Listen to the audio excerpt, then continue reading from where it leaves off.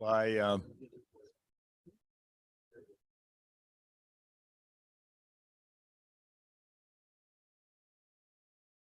my watch, it is 8 o'clock. Betsy, I think we have a quorum.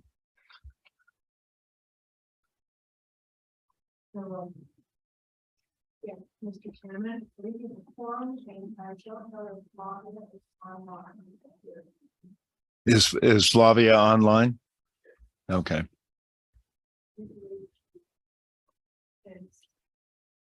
Okay.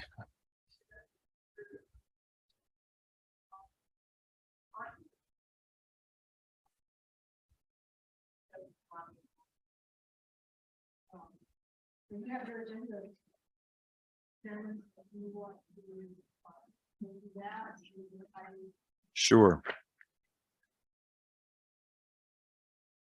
Well, thanks again to commission members, and Ms. Naves will hopefully join us fairly shortly. She's been very much a contributor to the work of commission in between these meetings. Commission members, we have an agenda before you.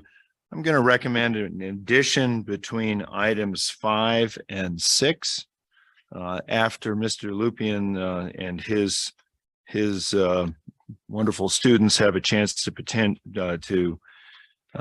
put forward the potential stable token structures.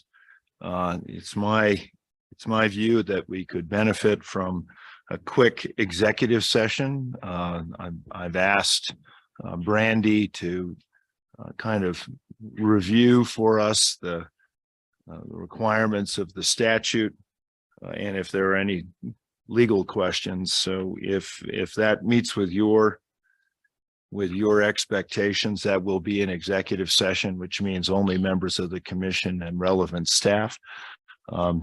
Is there any problem with adding that to the agenda? So moved, Mr. Chairman. Thank you, Mr. Pope. Is there a second? Second. It's been a second by the auditor. All in favor signify by saying aye. Aye. Okay. Aye. Ah, Governor. Ms. Naves. I'm Good. here. Good to have you here. Thank you. So let the record show that Ms. Naves has joined us. We now have an agenda before us. If there are any additions or changes, this is your opportunity. If not, I'll entertain a motion.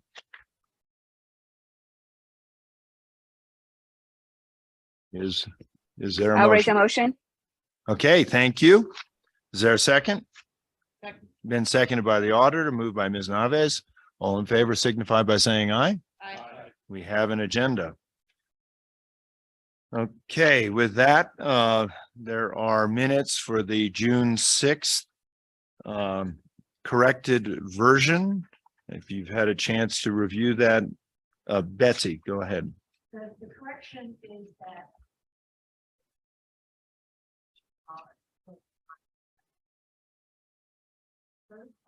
and that is not correct. And definitely would not be correct, but that is before which was on. And so that is the only correction in the 7 minutes, which will be as that. We have not. That would be some corrections. Thank you. Ms. Naves, can you hear? Did you hear Betsy? Her explanation? Very faintly. Okay, her point was that the June 6th indicated that Commissioner Wallace was on the executive director search committee, subcommittee, and that was inaccurate. That's the only change to the minutes. Thank you, Governor. Okay, thank you. Is there a motion to accept the corrected version of the minutes? So moved. Thank you, Madam Auditor. Is there a second? It's been seconded by the treasurer. All in favor signify by saying aye. Aye. Aye. Thank you. Aye. Motion carries. That moves us to July 7th minutes. Had a chance to review those. Are there any changes or additions? If there are none, I would entertain a motion. So moved. Thank you, Mr. Pope. Is there a second from Mr. Wallace? Second. Thank you. All in favor signify by saying aye. Aye. Aye. Thank you. That motion carries. We are on to, these are the mundane matters of the meeting, but we are on to the approval of travel expenses. Betsy, do you want to put this forward? Mr. Chairman, yes. Previously, right now, without an exec director or any staff or administrator for the commission, we're left with bringing all expenses directly to the commission for approval. At some point in the future, when you get staff and administrator, you'll probably be able to change that up. But for now, that's the only option. And so thought we'd do a test run. So we've got one expense for you to review. And this is Brian Erickson, who handles all the, works with the university on handling the IT needs for this meeting. And Brandy Monger, who has represented as the AG for the commission, and myself have all driven over from Laramie. So we have that travel expense. At this point, we do use the state motor vehicle, state motor pool vehicle. And right now that charge has gone to the governor's office, but we need to have the governor's office reimbursed for that charge from the Stable Token Commission. And so this charge, as you see, it's highlighted. It's $45 for the vehicle. And this is for the June meeting. We don't have the bill yet for the July meeting, so we would have to wait until that happens. So that's what we're asking you to approve, and that would come out of the $500,000 appropriated to the commission. And then I will note the statute does allow for the subject matter expert commissioners to receive travel reimbursement, and I have not received any requests from any of you at this point in time, but you can certainly reach out to me and we can work through that and figure out what that looks at, but that is at the same rate as the legislators are paid.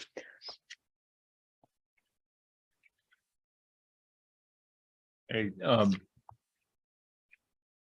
Ms. Anderson, can you, I'm seeing two matters here, and one is a charge of $3,433.47.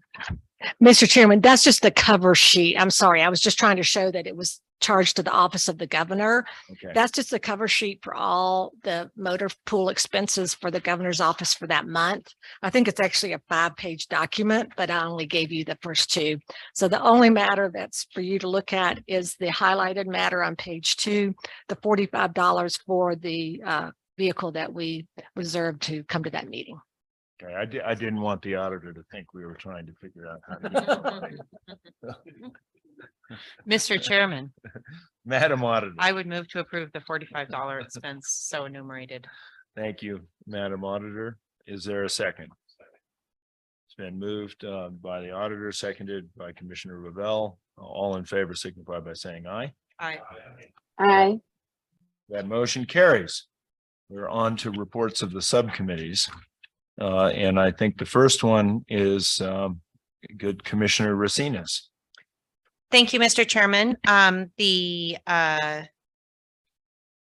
subcommittee has met several times since our last meeting and worked very diligently to craft and post a job description and advertisement for the executive director.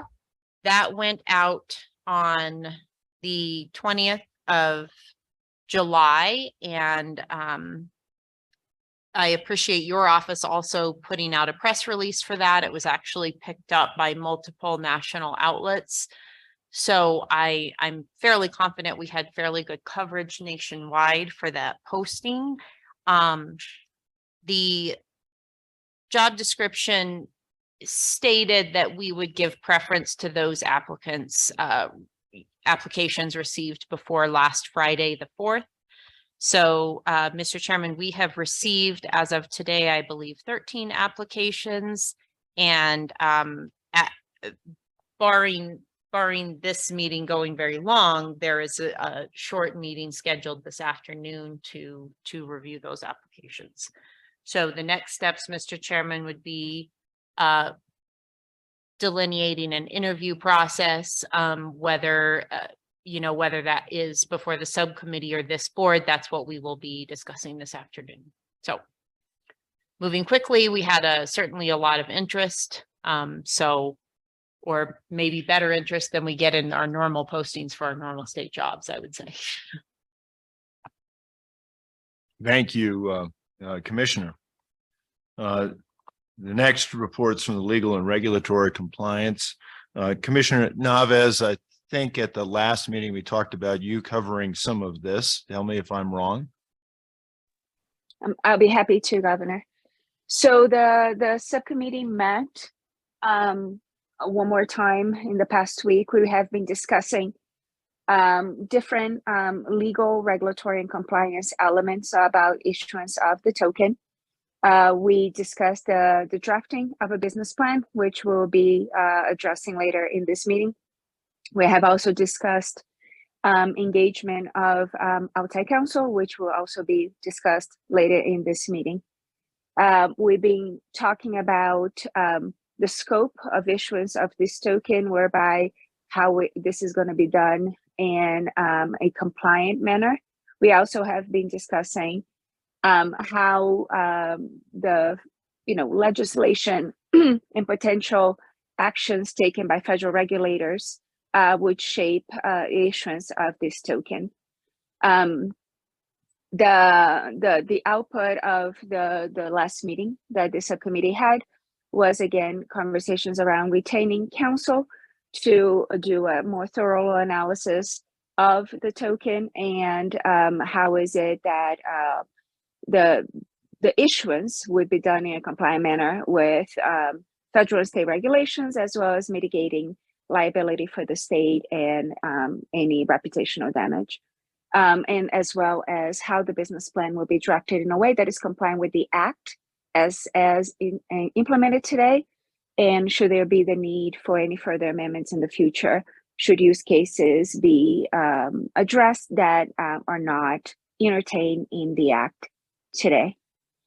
Governor, is there anything within those topics that you would like to discuss any further?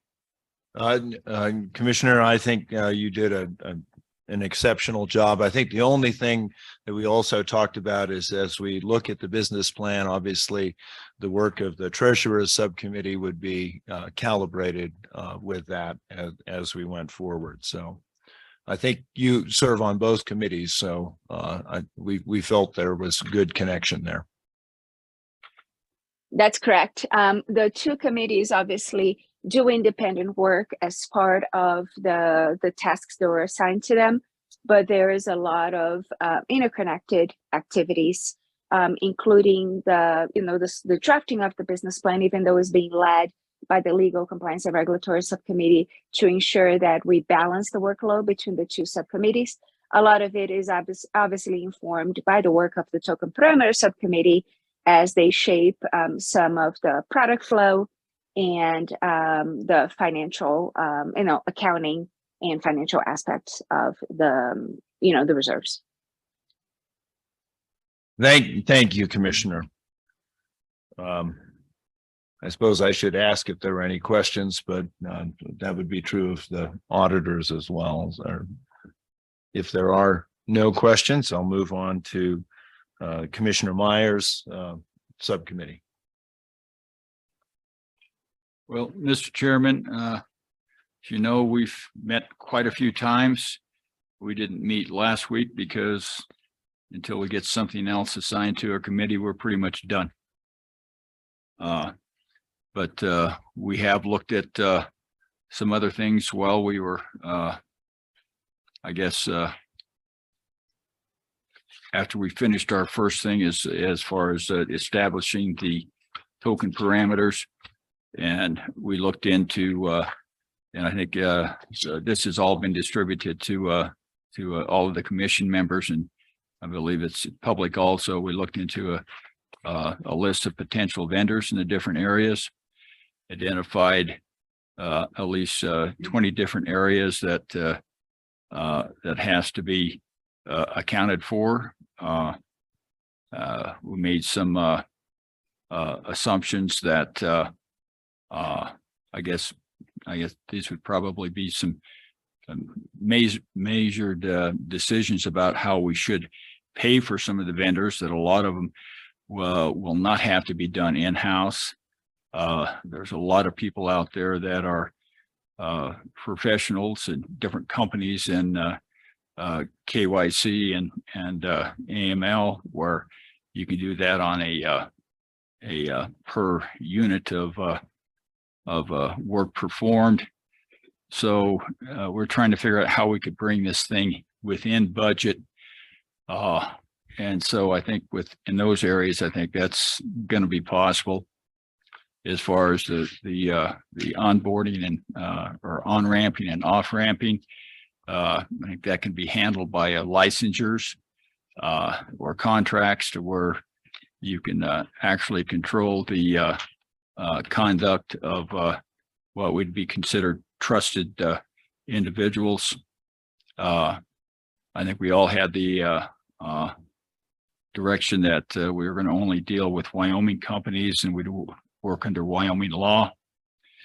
So I think we fleshed out, I think, quite a little bit, or in both Flavia and Joel were on that. So I think they bring that area of understanding that we developed into the business plan development that is in your committee now. So I think that we should be able to move forward.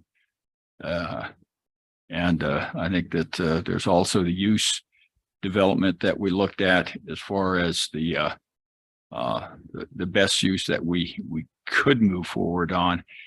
And I think that Joel and Flavia can address that from their perspective, as far as where we actually have advantages over both Tether and Circle. And I believe that because of some of the actions of companies that are wanting to be residents in Wyoming to take advantage of Wyoming stable token, that there's a lot of other companies out there that feel that if this thing gets up and running and we get our good beta test on it and look at all of those different areas where we know it's safe and secure, then I believe that we do have a competitive advantage in some areas over some of the existing players that are in the field. Thank you, Commissioner. Are there any questions for any of the reports? If there are none, Director Lupien, it is wonderful to have you and your students here. If you want to present your very good work, and thanks to all your students.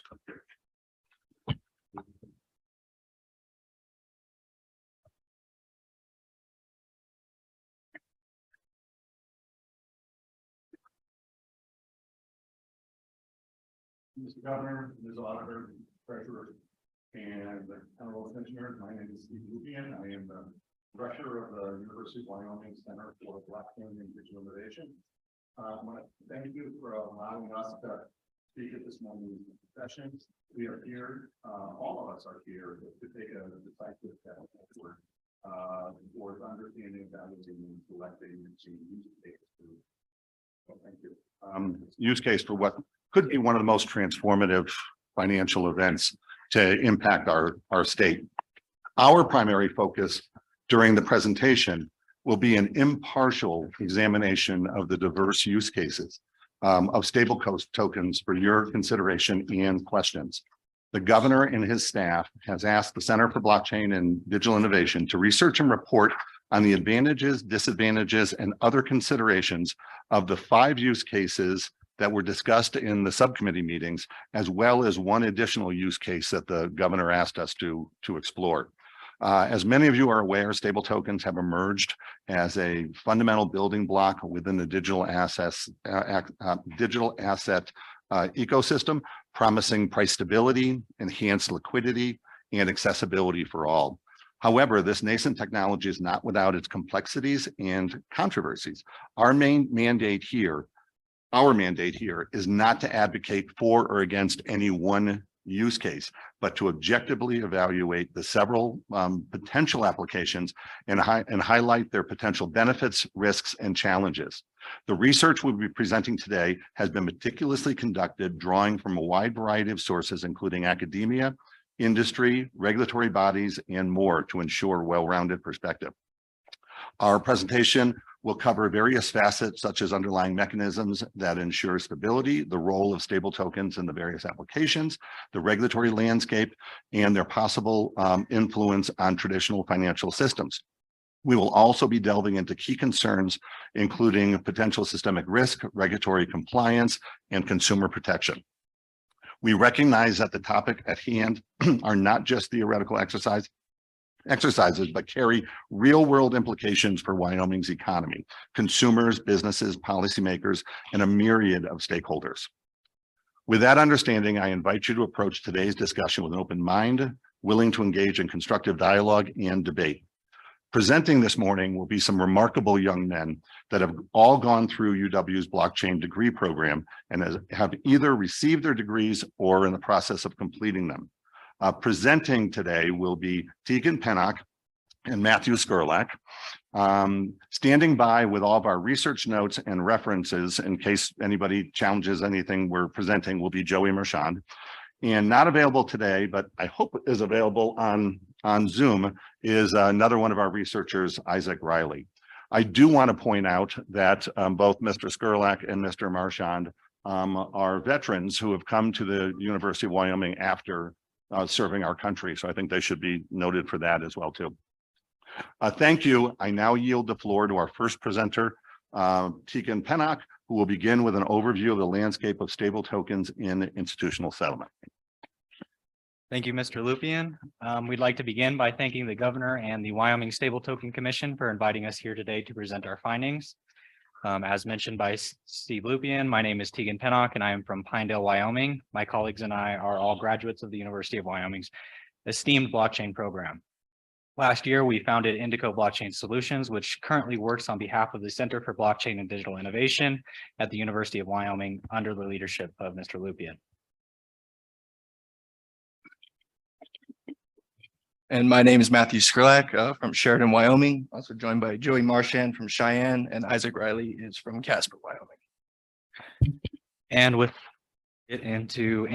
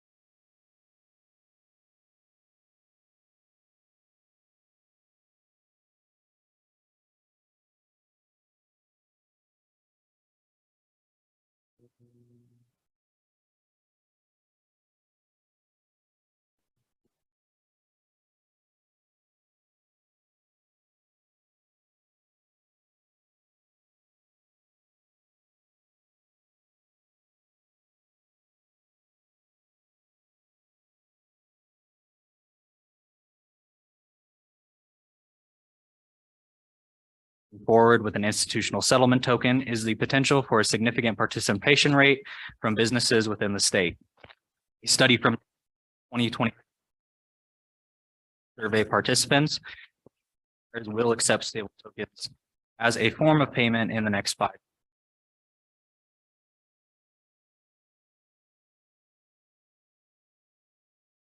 Adds another layer of convenience and potential growth. By introducing an institutional settlement token, Wyoming can create an appealing environment for fintech and digital asset companies to establish their presence here in the state. Now for some disadvantages of selecting this option. Our research suggests that the major disadvantages of the institutional settlement option stem. Recently, the SEC has taken action against Binance's stable token offering, while eluding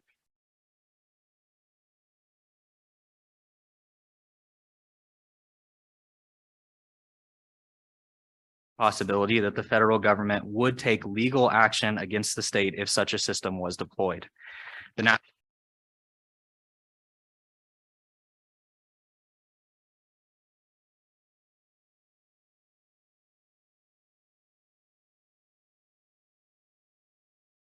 project that would likely outweigh the benefits produced. Additionally, the operational costs associated with the financial debt offset the costs. And extensive compliance measures that will likely additional consider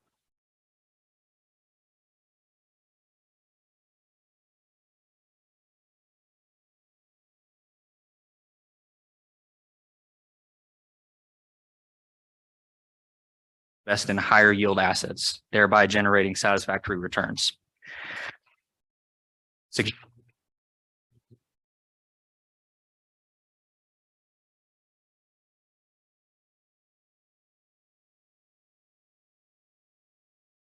Seen with Circle and Tether.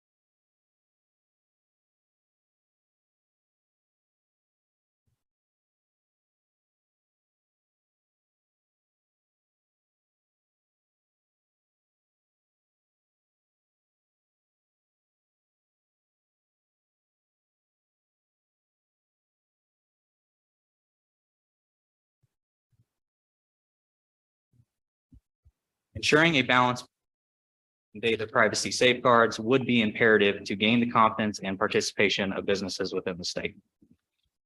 To ensure compliance with regulatory anti-money laundering practices, the state would likely have to adopt extensive programmability into the basic infrastructure of the Wyoming stable token. While programmability can promote compliance for the proposed Wyoming stable token, its implementation in a state instrument risks. Specifically, there is a need to carefully consider the possibility of abuse by future administrations, akin to concerns expressed by starting a national central bank digital currency, or a CBDC. It is incumbent upon the commission to thoroughly implications and safeguards necessary to mitigate any such risks effectively. And with that, we'll open it up for any questions regarding the institutional settlement option in our research. Are there questions? Mr. Treasurer. What kind of transaction fees have you modeled in your efforts? I mean, how much per transaction? Do you have a range that you were contemplating? Typically, it would depend on which blockchain forward with operate on. But in any proof of stake system, which is what would probably be necessary for this token, you could expect a range of anywhere between 1% to 6-7%, depending on transaction speed, as well as the volume of transactions at the time on the network.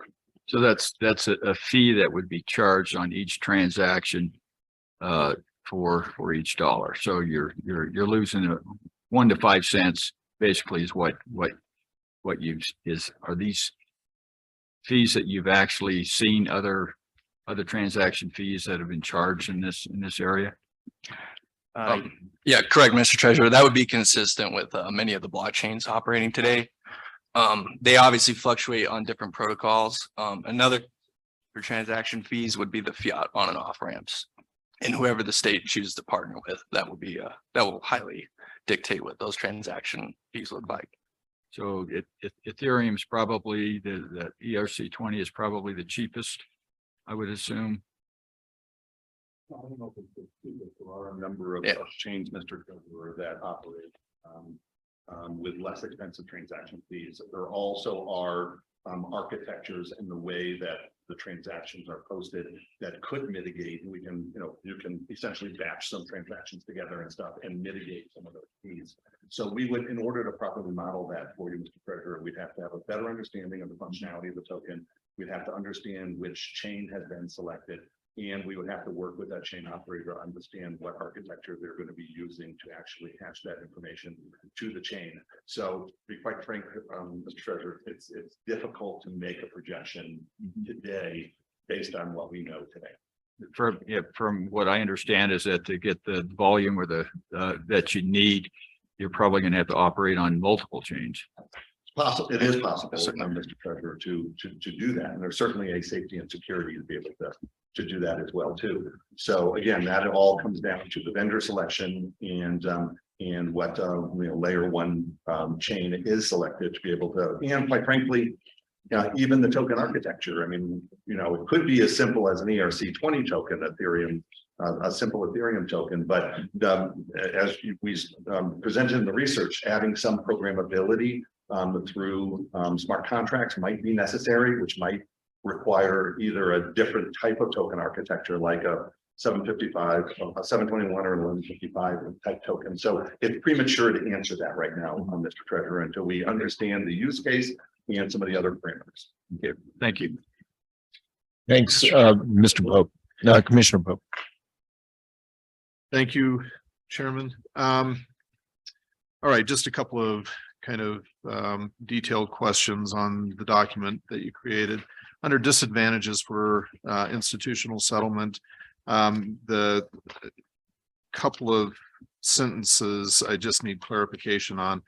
Circle employs around 1,000 personnel and garnered 134 million in its initial 3 years. Did you do a study on what the roles those 1,000 personnel have? Are they salespeople? Are they programmers? And that's the first question. The second question is, garnered $134 million. Is that invested capital from investors, or is that earnings? That makes a big difference in my mind. That's a great question, Commissioner Pope. When it comes to the 1,000 personnel, we did not do an in-depth analysis on what the roles of that 1,000 personnel is. It can be assumed that a significant portion of those individuals would be conducting KYC, AML, precautionary measures, and that would be the main function of their roles. When it comes to the 134 million that came from their S4 SEC filing when they made an attempt to go public a few years ago, that is all raised capital, so not from earnings. Follow up, Mr. Chairman? Yes, please.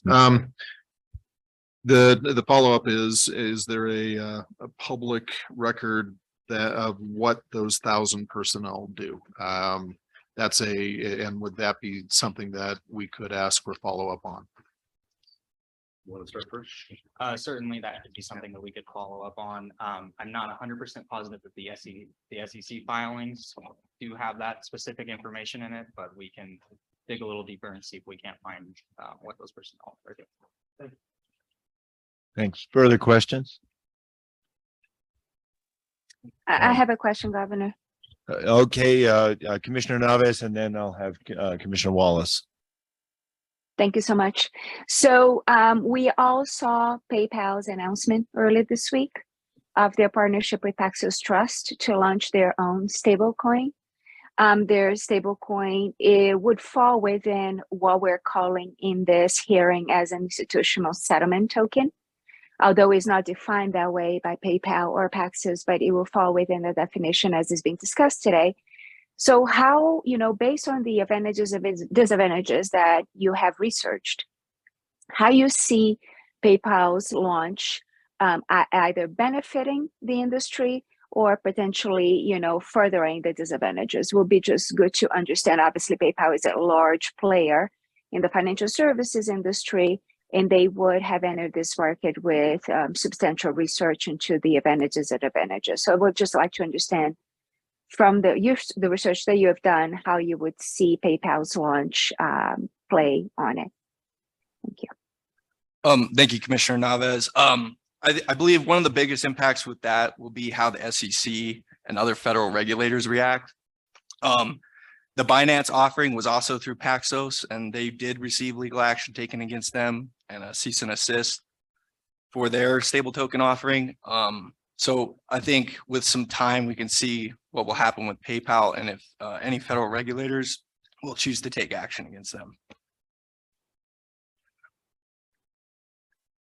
Yeah, Binance primarily operates outside of the United States, even though they have Binance US as well. PayPal is obviously a different player with a different standing in the financial services industry, but just curious to understand whether you guys had taken a look at that. It's very new, obviously, it's 4 days old, so probably not a lot to think about, but it's a really big player in the industry that is making a move into a token that will be used for conversion of fiat currency into digital assets. So appreciate that. Thank you. Yeah, Commissioner, if Governor. I could also, Commissioner Naves, if I could also follow up. Yeah, your characterization of this being very new information is correct. That's really just hit our radar screen the last couple of days. Additionally, the SEC just 2 days ago promulgated new rules as well too that we're in the process of looking at and incorporating. So I don't think the new rules were in response to PayPal. There certainly wouldn't have been, for the SEC to, push out new rules the day after the PayPal announcement. I don't think is realistic to think that it's a response, but we certainly can continue to look into that.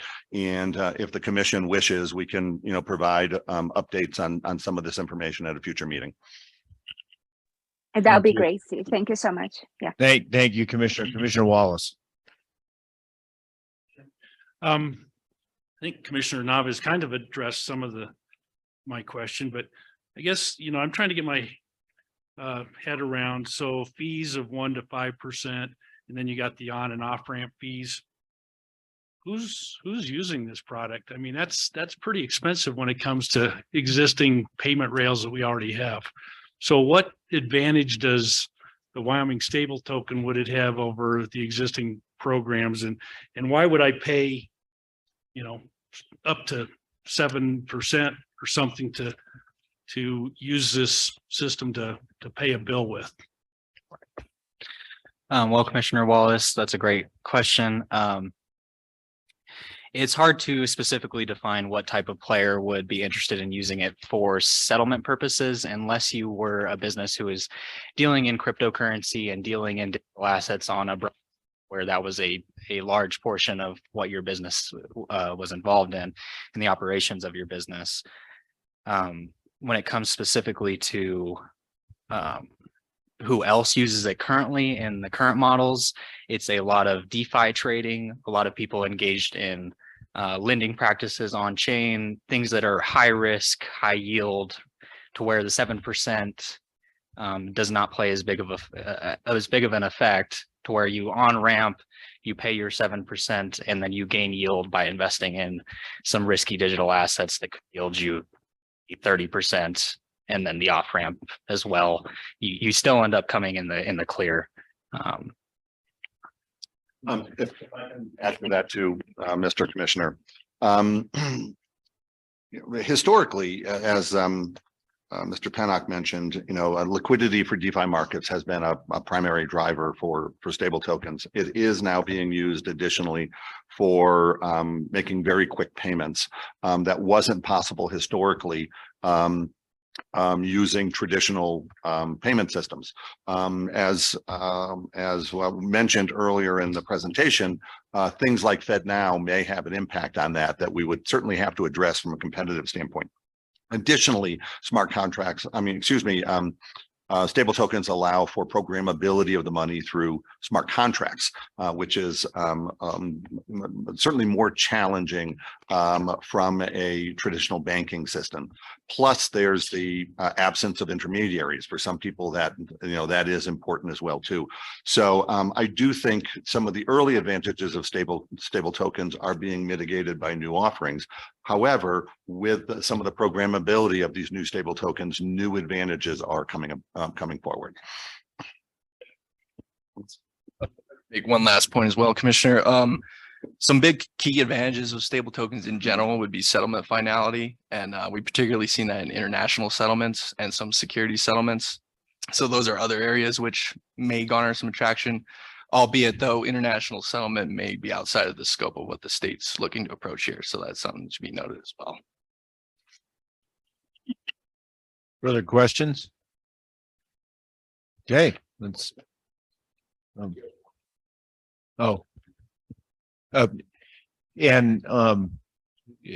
guess I'm going to limit this to commissioners. If there are commissioners that have questions on this, we'll have public comment at the end. So if they're commissioners. Yes. And please. this isn't a question. I neglected to say thank you both for your service. That was, I know we all certainly appreciate it. Thanks. Thank you, Commissioner. Commissioner Revelle. Thank you, Mr. Chair. I'll echo the gratitude for the work and the presentation. A quick question for you. Looking at the risks that you've highlighted, what impact would it have on those risks if the state of Wyoming were to square off against a very small number of initial counterparties, as opposed to settling every transaction in a secondary marketplace? In other words, if we had a very small group of KYC authorized qualified institutional buyers that we squared off against, does that mitigate some of the risks in your estimation? Yes, certainly that would mitigate away some challenges around KYCA and all, and reputational risk to the state, and only number of participants in the system. However, also very potential revenue generation. Yes, Mr. Commissioner, I think just the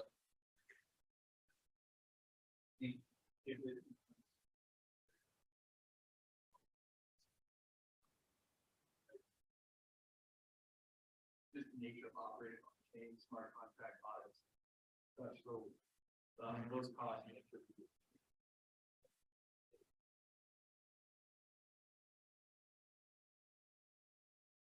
Please go ahead, Commissioner. Mr. Chairman, just a follow-on question. And I guess I would just modify my question to be a bit more clear as to not suggest that we're limiting the market, but allowing the market to grow through intermediaries, that we limit the number of intermediaries, but the market could grow through those intermediaries. Does that mean, I'm not suggesting that we limit them. Anyone who could transact in a Wyoming stable token to a select group. I'm saying that the state of Wyoming would just have an initial offering through these intermediaries who would then offer out to the market. That was what I meant to ask. Sorry for not being clear. Well, through the chair, Mr. Revelle, we hadn't looked specifically at the impact of that. I think that's an intriguing idea. I think we would have to better understand who the intermediaries were. what capabilities those intermediaries have in providing KYC, AML, and ensuring that, you know, the token doesn't get into the hands of a, you know, a prohibited individual or country, et cetera.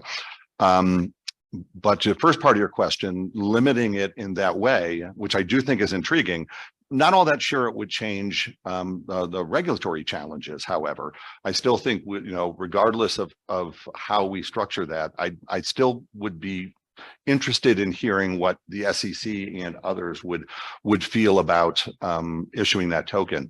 But I think it would certainly, your idea would certainly make it probably less complex for the state to operate the token, could probably operate the token with a smaller staff. If there was a second layer that handled most of those other things that a traditional stable token offerer who isn't confined by the rules of a state do themselves. Does that make sense? Thanks. Please. Thank you. Yes, it does. Thank you again for your work here. Appreciate it. Thank you, Mr. Chair. Great. Mr. Treasurer. And on the issue of KYC, I guess a regular banking process, you know, they go through KYC too. But I don't believe they have to track every handshake, every dollar after it goes out of their control. So what's your understanding about how many handshakes have to be kept track of? And I think that goes to through the premise which Joel was looking at, is that we have some trusted people that we can deal with, that can deal with a lot of the areas where the fee structure is there. And essentially we'll get our dollar for dollar back. They handle the fees, and it's all embedded in the licensing and the contracting as far as the costs of it. So the actual cost incurred by the state isn't going to be that much. If we look at that model, then, but back to the KYC question, you know, and we want to make sure that, you know, our licensing agreements actually in our contracts that take care of what we have to take care of as far as KYC. So from that, look at it from that agreement standpoint about what do we have to include in the agreement to ensure that we have, you know, a reputational standard that we want to make sure that we maintain, and how many handshakes down the road does that actually occur? Because we're not going to, if somebody, you know, in New York City makes a $50 drug deal and they use stable token to do it, it's the same as using a $50 bill. Correct. You know, and so those are things that neither the banks nor I think we can control, nor the people that are trusted intermediaries. Mm-hmm. So when I guess I'm trying to actually, you know, get a circle around where we need to be and where we need to prepare our licensure and contracts. Sure. Through the chair, Mr. Treasurer, great question. I think, and I'll let my team respond as well. The biggest risk I see to the any sort of payment token is the secondary market. Very much like your example, you know, once a token is out in the wild, so to speak, you know, it can move to some extent without, you know, us being able to know who's using it. Unlike cash, there are services available that do on-chain tracking. So like we can't, in your example of a $50 bill in a drug deal, you know, there's no database that we can type in the serial number of that dollar bill and really kind of see where it's been if it's outside the banking system. I suspect in the banking system we can. That same challenges exist. However, we can track on-chain activity using products like Chainalysis and others. And we can build into the functionality of the token essentially a cancelability function that if it does get into a prohibited hand, a prohibited use, a prohibitive country, you know, you can build functionality into that. So I think over cash, I think stable tokens do offer some advantages. The challenge would certainly be one with the ability to open new wallets quickly and things like that. You often can't, you don't often know exactly, who is a wallet holder, and if they're in a prohibited country. I guess we could geofence and things like that. There are ways that we could perhaps address that. But the best way of knowing who has a stable token is when it leaves a authorized KYC provider and it enters back into a authorized KYC provider. So are there ways of mitigating those challenges on the secondary market? Yes, but they're not perfect. So we would have to be cautious of reputational risk. What would, how would the press, for example, handle a state of Wyoming token ending up in a prohibited country, for example? Even if we captured it, we would still have the reputational risk and probably some, federal risk as well too. But, as we work with vendors, vendors will have different approaches where they may be able to mitigate that. Do you want to add anything, gentlemen? No, I think you summed it up. Further discussion on this? Mr. Treasurer, and Just for clarification, the reputational risk is because that token can be traced, where a dollar can't be traced.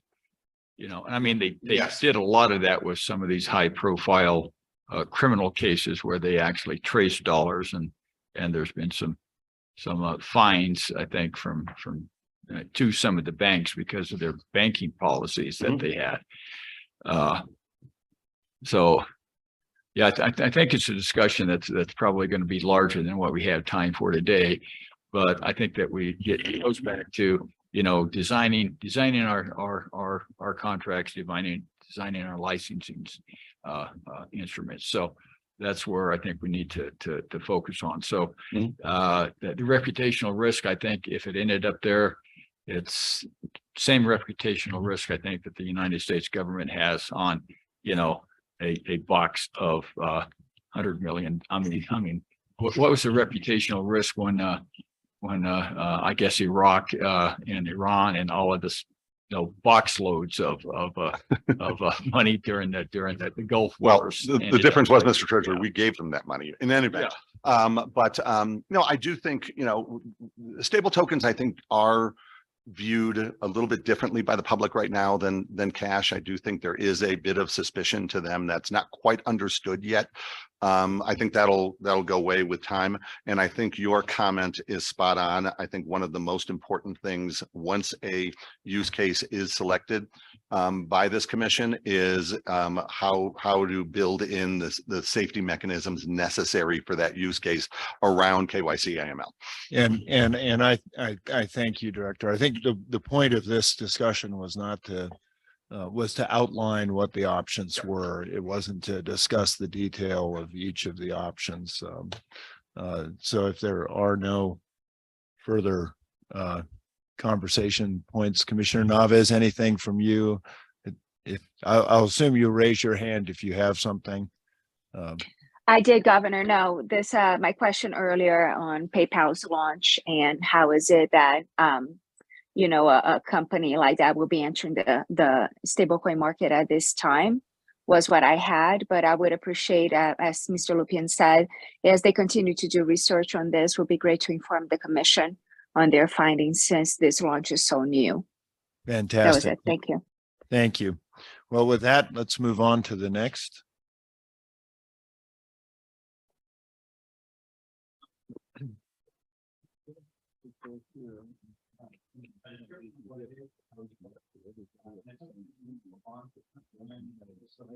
Serve as the primary financial coupon payments and redemptions. This system would involve launching and issue tokens.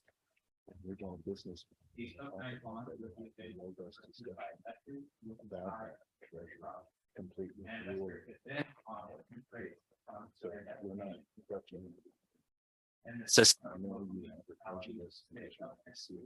able to tokenize. Which is one. These microbonds could enable local municipalities to quickly raise funds for smaller needs. such as the fire truck or the renovation of town hall.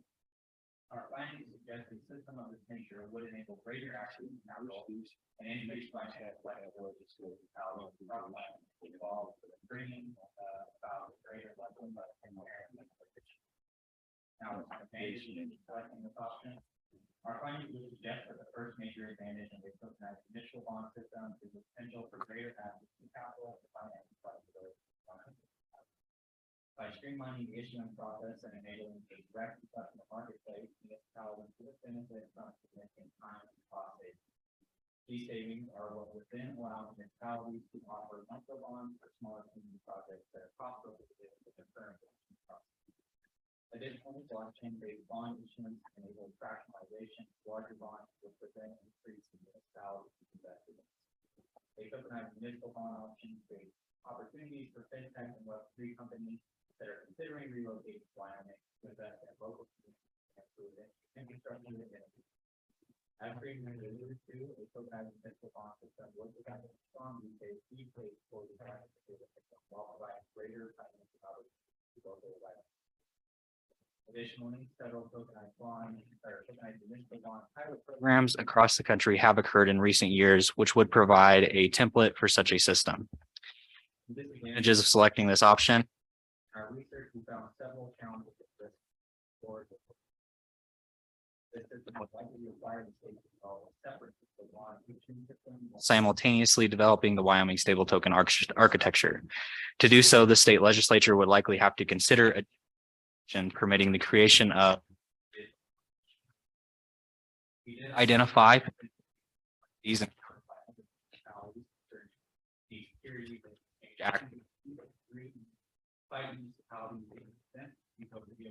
underwrite bonds still need to comply with regulations of municipal security rulemaking boards and RB and financial industry regulatory authorities. Despite the well-established process for issuing municipal bonds, regulatory risks still exist within the option, considering the fiscal aspect of some additional consideration. A key concern that emerged during our research associated with this option is that the working intended structures encourage participation by both municipalities as well as investors. Additionally, one potential method to address these issues is live in tax. These tokenized bonds will use federal income tax, offering them a significant advantage over digital assets, similar to home. Individual Wyoming stable tokens associated with coupon, pension payments, and tokenized municipal bonds could be identified as active and assets. A potential tool that the state could implement with the partnering of these bond banks similar to the payment resources. The bond bank would consolidate bond issuance from across the state, create reduced issuance costs while also acting as a point tokenized bond. For the effective execution of this option, we propose that the state would create one for the stable token and another for the bond. This would likely require additional legislation to pass and because of economic. Another consideration is the key in the successful launch of the municipal bond system for leading different educational programs that describe the benefits of this program would provide clarity as well as market launch potentially. Additional consideration for the municipal bond population that could include licensing fees, price, salaries, and other entities utilizing the system. The traditional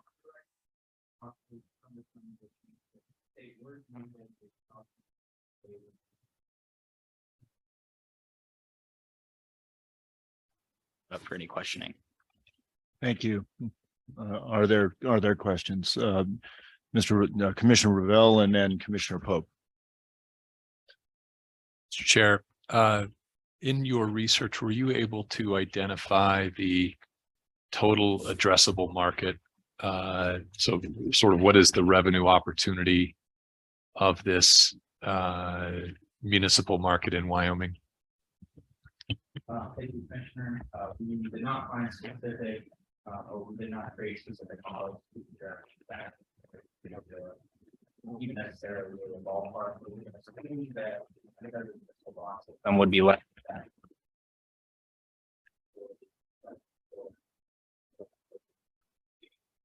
perspective. The amount of revenue may be significantly smaller, but also the information costs.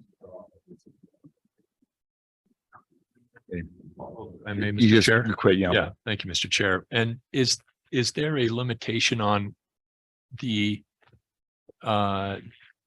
state of Wyoming being the only state in which this would work, or could we create a system that would work across to other states should they choose to use it instead of creating their own? Thank you, Mr. Chair.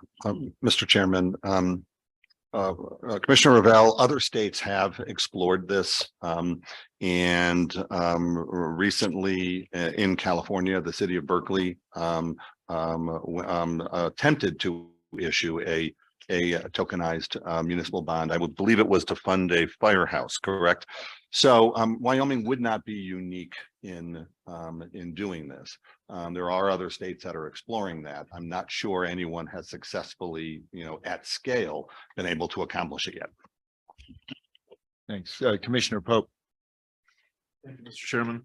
First off, I'd like to say that I think tokenized municipal bonds and the settlement of those is a fantastic use case to add on to the stable token. That is, I think, it would be a great thing for Wyoming communities if we could do that. The second thing I'd like to do is frame what we're doing here as the stable token. No matter what we do, it is a tokenized debt. It is which is the reason it's a token as opposed to a coin. Mm-hmm. And that in my mind helps us create a situation where we can cross some of the regulatory hurdles and constitutional barriers to the state creating a stable coin. This is a debt of the state. The state is generating investable capital through this debt. The state is offering this debt at zero coupon and zero interest. And so what we are providing instead of traditional investment gains is we are providing a service in return for what we are getting out of it, which is investable capital. And so really, it is a form of tokenized debt already. And in my mind, what you're presenting is a great add-on to that debt and a great use case for that debt, especially for Wyoming communities that want to provide municipal bonds or create municipal bonds and not have to go through all of the institutional underwriting problems that they normally would. So, but I really, in my mind, no matter what we do, this is a tokenized debt offering or debt structure that we're creating. So this is great, though. Thank you. Thank you, Commissioner. Commissioner Walls. Mr. Chairman, you briefly mentioned the SEC Act of, I don't know what year, but I guess that's where I'm confused. The underwriters have to comply with the disclosure rules if you're not selling to sophisticated investors that are waiving their rights for that. So how do you create a token that can be sold to anybody and ensure that all those disclosure requirements are being complied with? And isn't that a huge red flag with the SEC?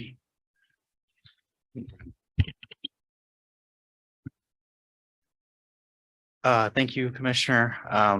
Yes, I could see that as being a huge red flag for the SEC.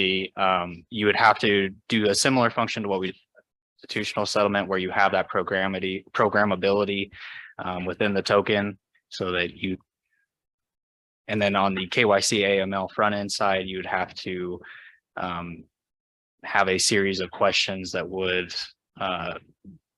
allow the state to be aware who they're selling these bonds to, so that they can control which parties have access to these municipal bonds.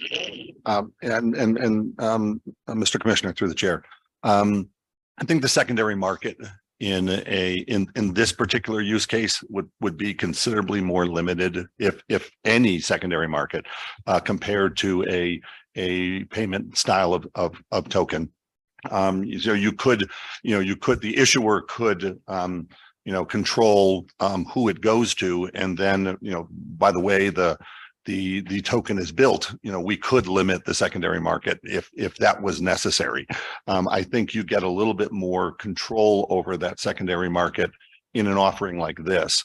And I do think that if we are looking initially to maintain the token within the borders of Wyoming, it might be easier with an offering like this and one or two of the other ones over some of the other offerings that have more churn, so to speak, and therefore would have a greater risk of that secondary market. I think the secondary market would be somewhat limited in this application. Okay, thanks. Further questions? If there are none, let's move on to the next use case. All right.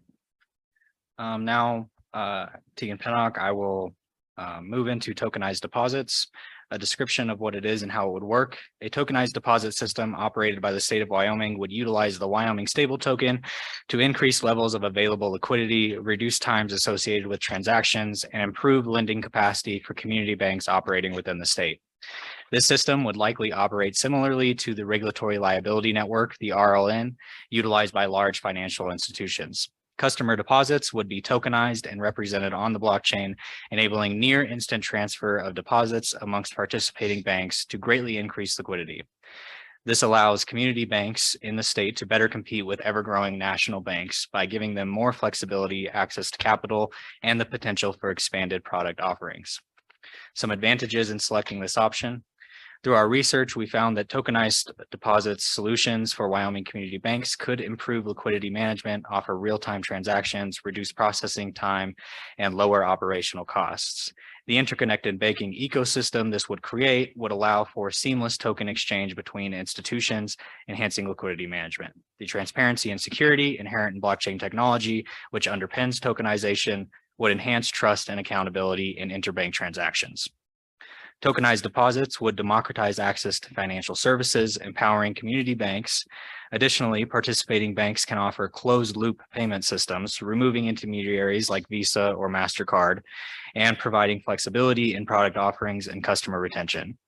This option improves efficiency, inclusivity, and resilience in Wyoming's banking sector. Some disadvantages in selecting this option. The tokenized deposit solution for Wyoming's community banks entails several risks and challenges. Its implementation may require substantial investment in technology and training on the part of both the state and the banks. Banks may be deterred from participating in such a system due to the combined costs and various complexities it entails. Additionally, the adoption of blockchain technology exposes banks to potential cyber threats, necessitating robust and costly security measures. Moreover, navigating regulatory uncertainties concerning tokenized deposits could pose obstacles, despite some federal regulators giving positive comments regarding similar systems. Further, for the effective execution of this option, we propose that the state would need to create two systems, one for the stable token and another for the tokenization of individual accounts. Some additional considerations. The success of this system is contingent on the active participation of both the state and the community banks. However, certain challenges must be addressed, such as the limited capacity of many Wyoming banks to overhaul their back-end infrastructure to participate. In addition, not all banks operating in Wyoming hold a charter within the state, resulting in a limited pool of potential partnering banks. Moreover, we anticipate reluctancy from the state in allocating the necessary resources, time, and funding for designing, developing, and implementing a system of this scale. It is important to note that a tokenized deposit system could potentially be one of the most expensive options to develop and implement, carrying substantial viability, political, and security risks. The precise function of the Wyoming stable token, as outlined in the current existing legislation with a tokenized deposit system, remains ambiguous. A separate WST backed by treasury bills acting as a financial vehicle would simply incur more transaction costs to Wyoming banks. This is especially the case when bank deposits themselves could potentially act as the stable token, eliminating the necessity for an additional financial instrument. Furthermore, with the recent launch of the FedNow payment system, the relevance of a tokenized deposit system could be questioned. It is anticipated that banks will gravitate towards the advanced tools provided by the Federal Reserve, which can be expected to surpass any comparable state level offerings from Wyoming. Additionally, many banks in Wyoming are already adjusting their infrastructure to allow them to participate in FedNow, providing a distinct competitive advantage to FedNow's system, being that they are the first to market. And with that, we'll open it up to any questioning. Questions? Questions? I hear none. Thank you. Very good. Nicely done. Move money market funds. A token to the traditional money market with no utilizing blockchain technology, tokenized fund made as transparent transactions. Investors acquire shares represented by on-chain assets. Token holders receive interest payment credited as Wyoming state directly into their accounts. The fund management remains akin to that of a market fund, and the manager would be responsible for converting investor contributions to cash during assets. Subsequently, yearly interest and treasury bills converted back into WSP. Monthly distributions are made to shareholders. This process is automated, but the fund manager is gain over time. Some of the advantages of this option: by launching a tokenized money market fund, Wyoming state government would be impactful innovation by positioning itself for innovation within the financial industry. The introduction of tokenization, reduce settlement times, and bring robust transparency, money market fund management, enhancing investor confidence and protection.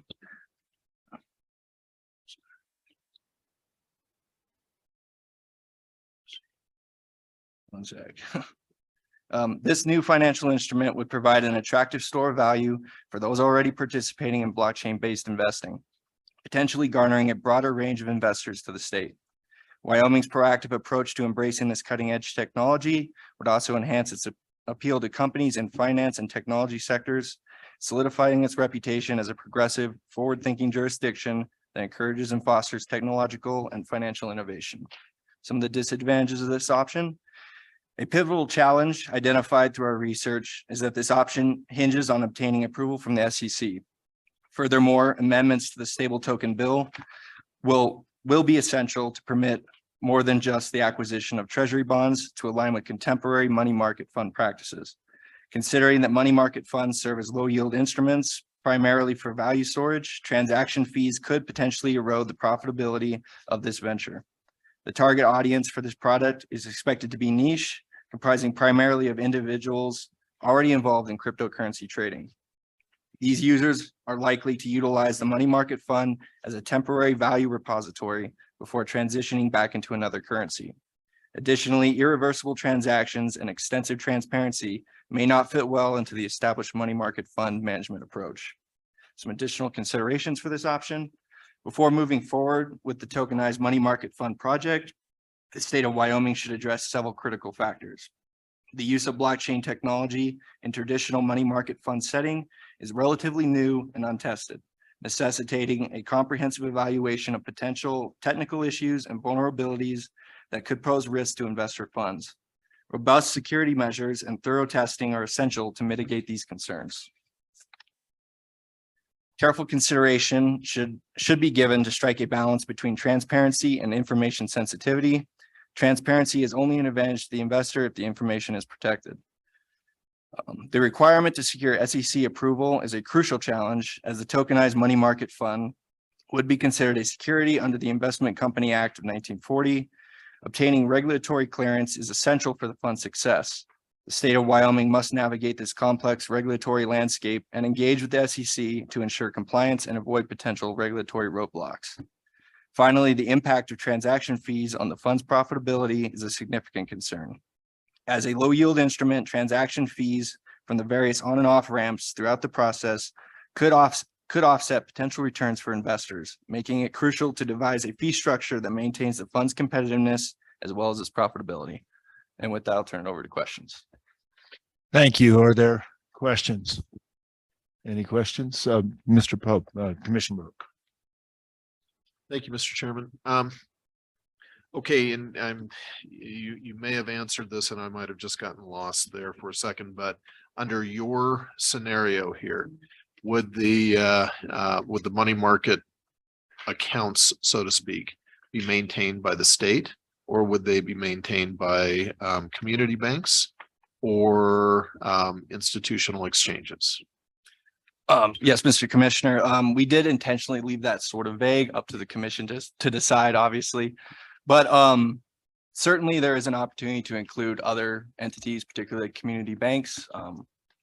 That would probably be a wise decision if they move forward with that. But yeah, we just left it kind of open. Okay.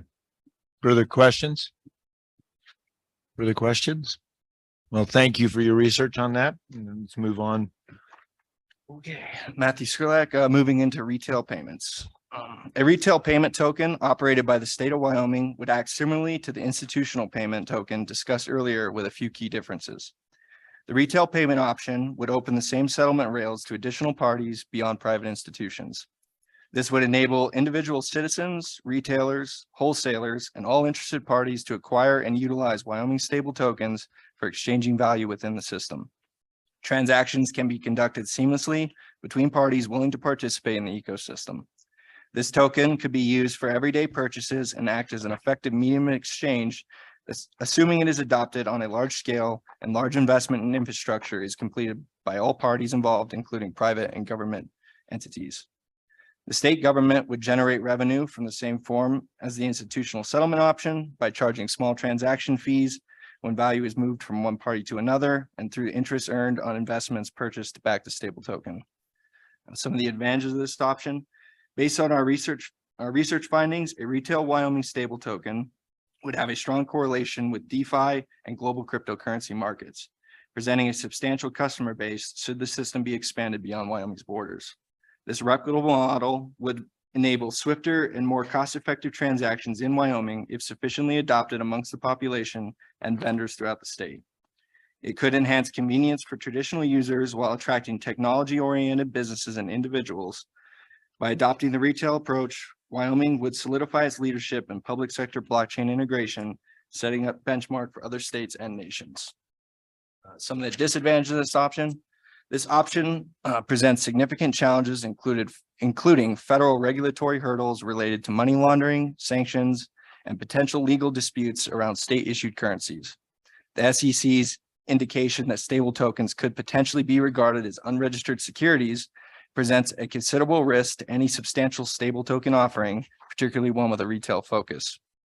Similarly to institutional settlement use case, the recurring operating costs associated with the retail stable token offering can be expected to be significant. For context, Circle has over 800 personnel and raised over $134 million in their initial 3 years to operate safely and legally.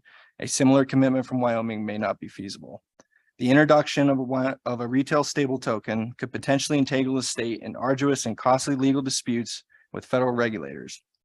Given its issuance by the state government, such a retail stable token would likely be perceived by the OCC as an attempt to create a state-backed currency, which could be deemed as a direct contradiction to the National Bank Act of 1863 and related federal laws which prohibit or restrict the creation of separate state currencies. Some additional considerations for this option. A retail settlement system would benefit from an established institutional settlement system as they rely on much of the same infrastructure and processes. This alignment can foster interoperability between different market participants, creating a more cohesive financial ecosystem. It allows retail and institutional systems to work synergistically, optimizing resources and minimizing redundancy. Any retail-facing stable token needs to be extremely user-friendly to the point that end users are experiencing benefits of near instant settlement and reduced fees without even being aware that they are using digital assets. This could be partially done by actively pursuing partnerships with major merchant service providers, similar to what Strike did with NCR in 2022 to enable Bitcoin payments through traditional physical point of sale systems. Furthermore, it is worth noting that Wyoming's population may not be adequate to support a system of this magnitude and intricacy, necessitating a launch outside of the boundaries of the state. While a retail Wyoming stable token would likely have to embrace a role in broader DeFi and cryptocurrency markets. This also comes with significant reputational risks, given the lack of controls once the tokens find their way into secondary markets. To ensure compliance with regulatory statutes and anti-money laundering practices, the state would likely have to adopt extensive programmability in the basic architecture of a retail Wyoming stable token. While programmability can promote compliance for the proposed Wyoming stable token, its implementation in a state-run financial instrument brings inherent risks. Specifically, there is a need to carefully consider the possibility of abuse by future administrations akin to the concerns regarding a national central bank digital currency. It is incumbent upon the commission to thoroughly consider the potential implications and safeguards necessary to mitigate such risks effectively. And with that, I'll turn it over to questions. Thank you. Questions? Yeah, Mr. Treasurer. Yeah, a couple of times you guys have used that 134 million in 3 years when Circle was first there. What is the size of the market in deposits in Circle and Tether now? And what do you consider maybe the rate of growth in billions per year, and realizing this is a world market when you talk about Tether? But so I think I'm looking at I'm not sure when Circle began, but I think we're in a different world now, and I just want to look at it. When we look at it, we're looking at trying to develop the cash flow scenario as far as, you know, we're looking at the potential of thousands of employees. If that's the case, I think we can contract out and farm it out. But looking at the potential for, you know, if we have $1 billion, that's at 4%, you know, that's 40 million. So at 30 million, we spend, oh gosh, probably about 7 or 8 million. And we had 25 billion of assets under management now. So, you know, I think that there's just trying to figure out what the market is today, and can you put that in the size of the market so we kind of have an idea? Certainly we could conduct some more research and get that to you. We didn't particularly delve into that because one, the scope of the Wyoming stable token does need to be defined, whether that's emerging outside of the borders of Wyoming. If it's contained to Wyoming, obviously those markets are completely different. Right. But if they are expanded beyond that, you are looking at markets more similar to what Tether and Circle are engaged in. So yeah, so certainly we can conduct more research and present that to the commission. Yeah, I guess when we look at a business plan, you look at what size the universe is and what the market actually is. You start at the largest, you go down to the smallest, and so just kind of curious what the largest is. Thank you. USDC, Mr. Chairman, Mr. Treasurer, USDC's market capitalization as of March of 2023 was 33 billion. So I don't think I have Tethers. Do you have anything in your stack there? We have Tether's market caps. I will posit though that Tether does operate in a slightly different environment, being offshore, and they can engage in other investments that likely are not going to be available to the state. Commissioner Revelle. Throwing you a lifeline here. The combined is about 110 billion as of July between the two. Tether just over 80 billion. Commissioner Pope. Thank you, Mr. Chairman. And that 134 million has been kind of discussed a couple of times. And I think in order to understand that, what at least I would need to know is what was it spent on? What was their burn rate? How much of that 134 million was remaining when they finally went to market, and what it was used for. Just like the 1,000 employees, I don't envision us creating a stable token environment here that would have 1,000 employees. If we did, it would and could justify it. I mean, that would be great, but I don't anticipate that, and I don't anticipate us needing 134 million. So I think that number, while very instructive on its own, really, I would need to see more detail on what it was spent on. And again, how much of that was left when they went to market before before I would really think that's a barrier for us. Through the chair, Mr. Commissioner Pope, we'll do some additional research on that and see what we can actually flesh out for you in that regard. Thank you, Commissioner Pope. Further questions? Further questions? Governor, I just wanted to add that at the height of its reserve management, Circle had over 50 billion in reserves, which means that it was over 50 billion of USDC in circulation. This was prior, obviously, to FTX collapse, which instigated a substantial change in the market. That was it. Thank you. Thank you, Commissioner. Last one. Further questions? Well, thank you. This last, I had recommended really as a means of socializing the token once it's established, but please go through the. Matthew Skrlak, and I'll introduce the tokenized lottery system. A tokenized state lottery game entails the creation of digital tokens that represent lottery tickets or entries. Through this system, lottery participants can conveniently acquire tickets utilizing WST via online platforms, and winnings can be redeemed through their personal devices as well. This convenience is facilitated by smart contracts, which securely hold funds in escrow until the game is won, automatically dispersing payouts to winning wallets. To ensure regulatory compliance and customer verification, robust KYC and AML procedures would be implemented during the player registration process. Transparency remains a key focus, with the game designed to be exceedingly transparent, allowing end users to audit the entire process.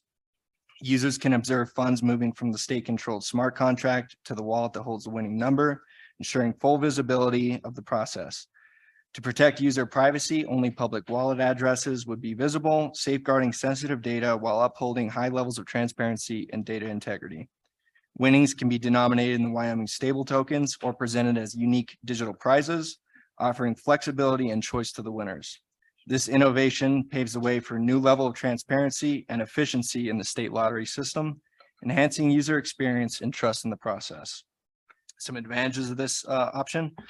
The implementation of a tokenized lottery system by the state of Wyoming offers several compelling advantages for both the state and the lottery participants.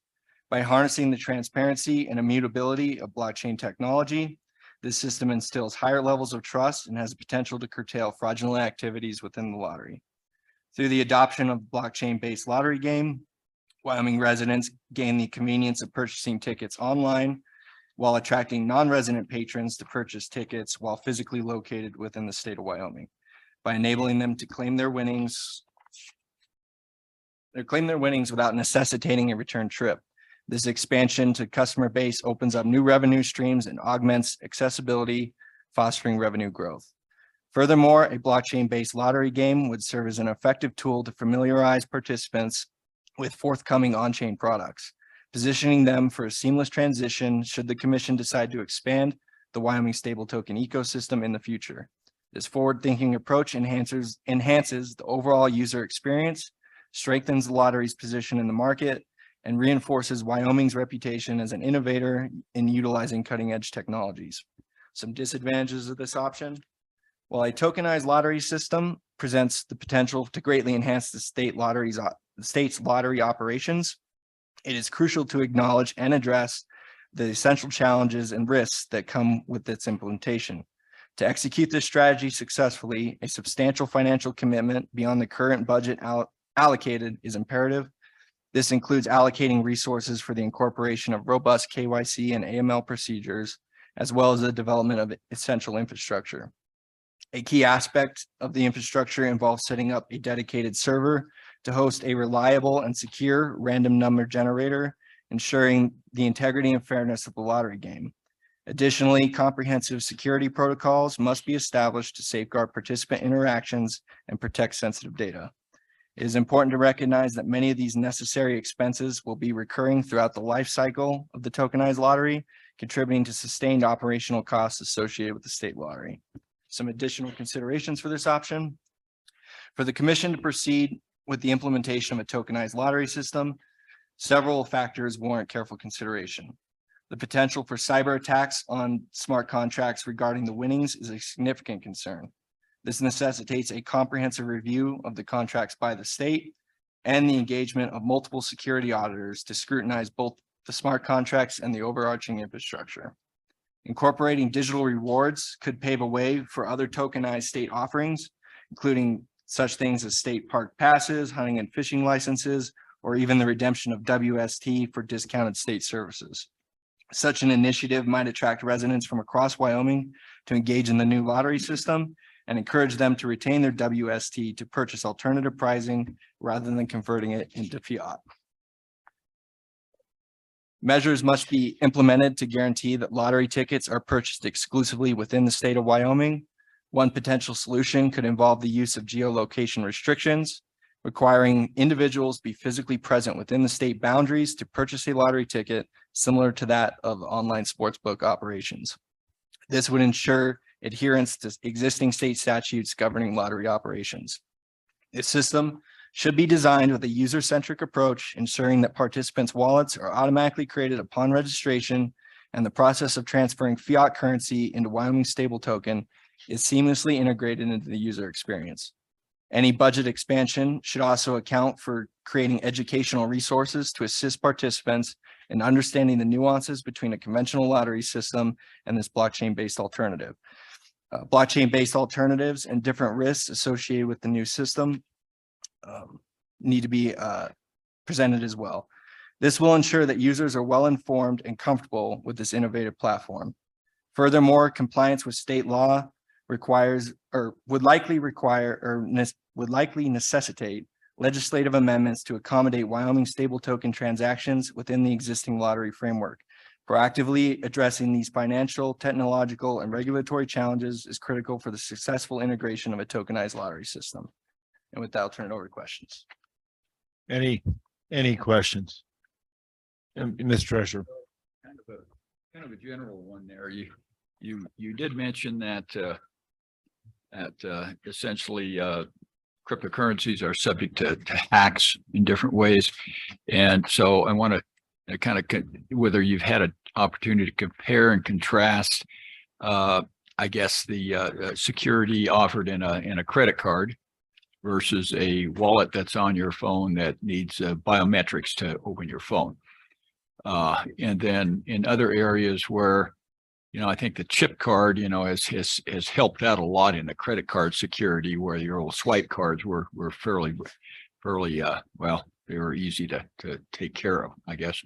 But yeah, you've got different areas that were all subject to hacks, whether, but I always thought that crypto was harder to hack than just a regular computer program or a regular safety program, unless you really, did something like JP Morgan that has I don't know, a multiple bit key fob before you can access their system. So I don't know if you've done any research on that to kind of give us an idea about the safety of through the chair, Mr. Treasurer, great question.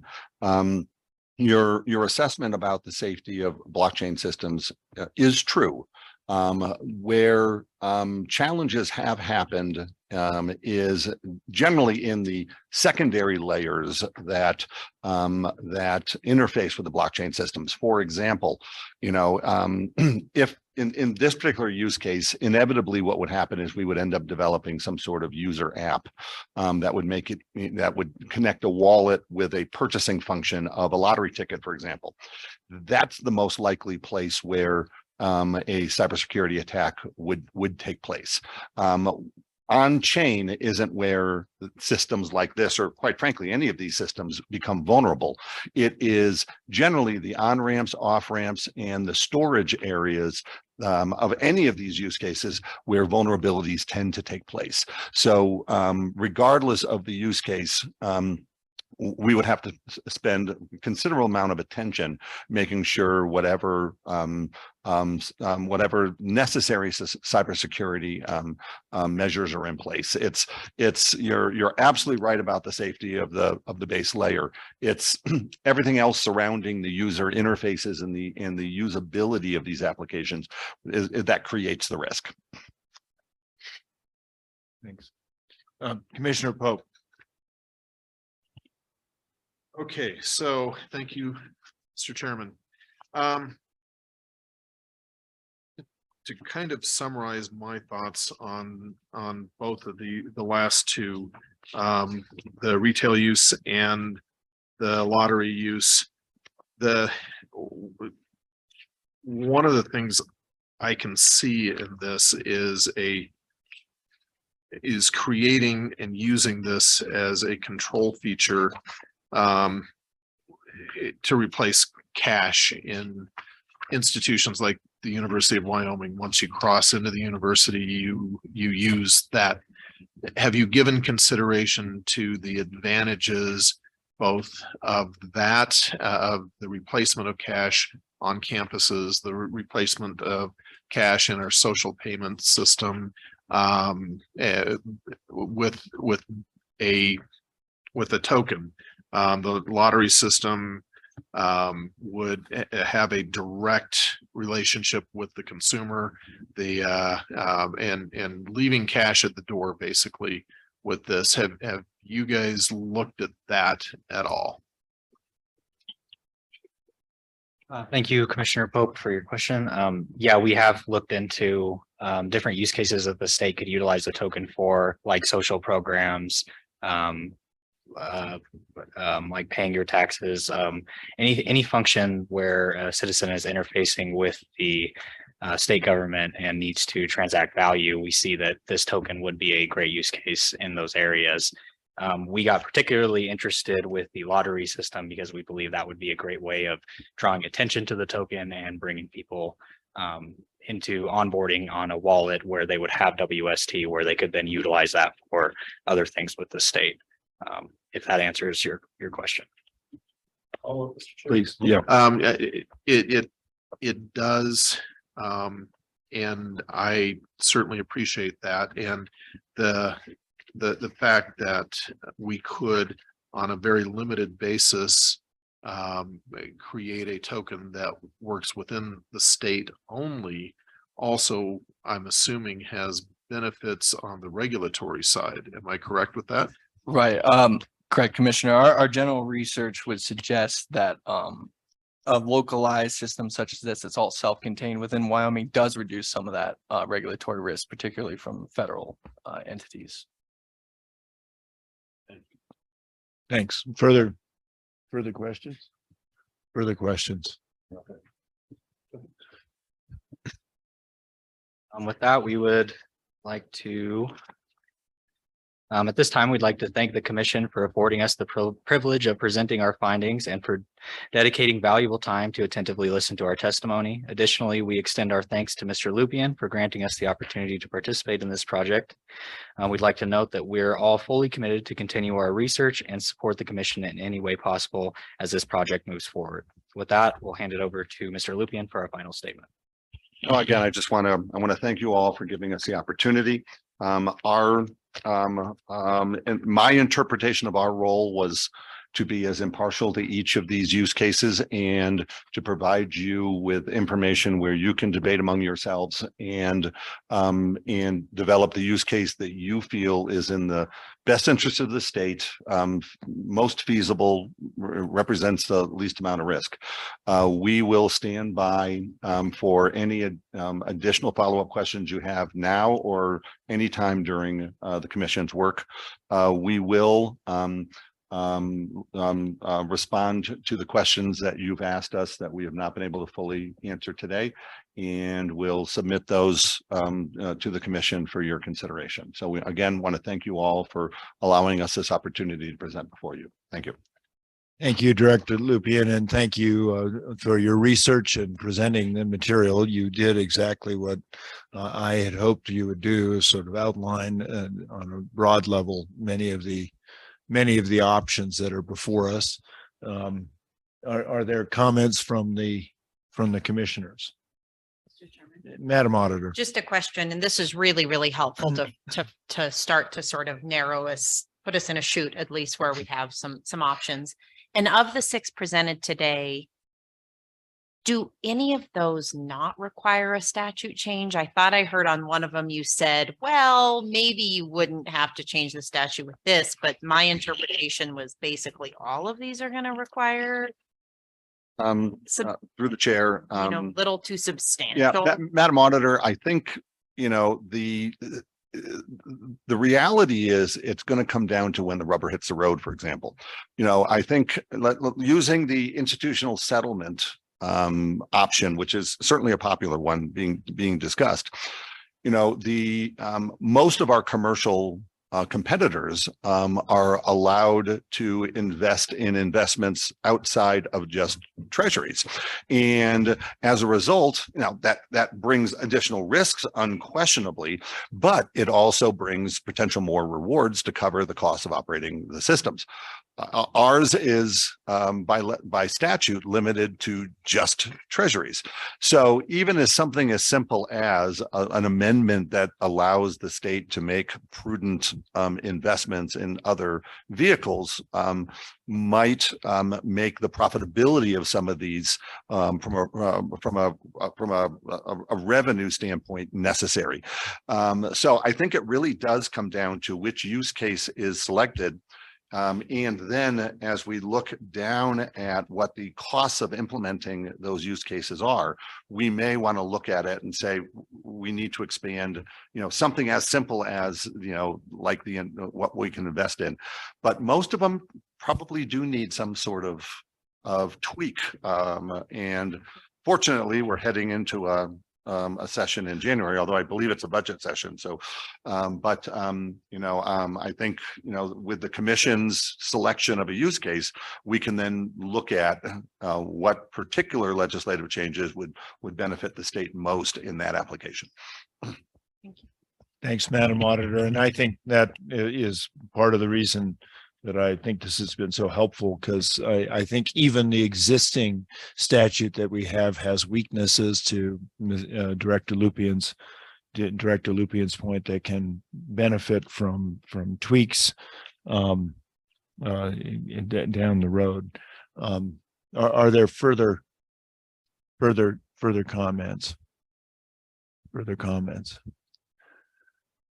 If there are none, thank you. I think what I would suggest now is a brief break. We'll come back in executive session. The point of the executive session is to allow for consultation with our Attorney General's office on some of the points that you raised about what are the possibilities, what are not the possibilities. When we come back, we'll after executive session, then we'll launch into the business plan and to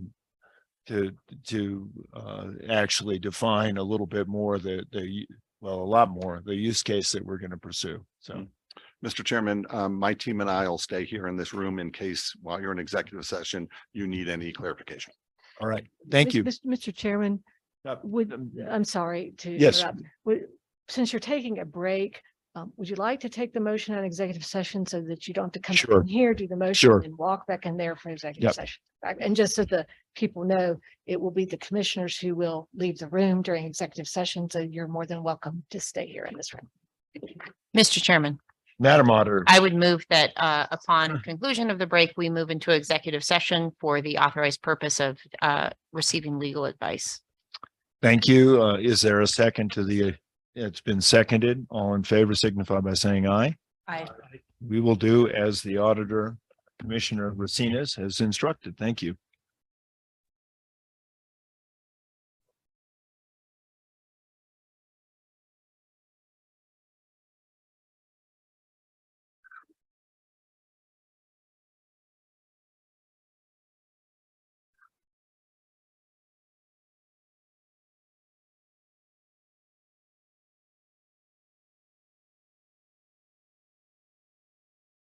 Treasurer, great. I think we have our forum back in place here. Thank you all for the latitude here, and thanks. I hope the break was valuable. Again, Director Lupien, thanks so much for you and your students to be able to present. What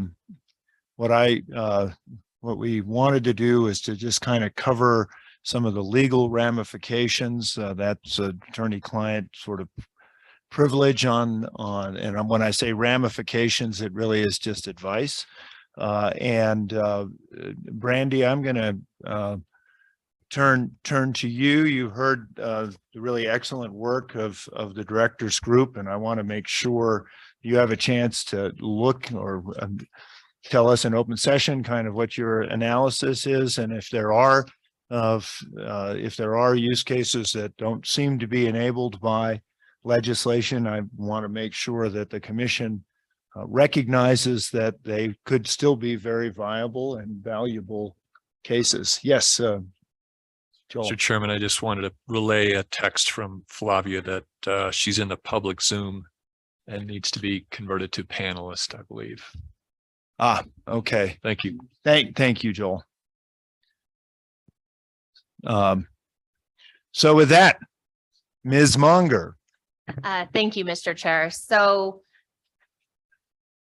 during executive session, we did discuss that of the use cases under the existing legislation that you have, which is Enrolled Act 85, that what the commission is able to do right now is to issue a virtual currency redeemable for a United States dollar, and stable tokens shall only be issued in exchange for a United States dollar, and you can only invest in treasury. And I think that our presentations today were great, and they recognized some of the limitations of the existing legislation.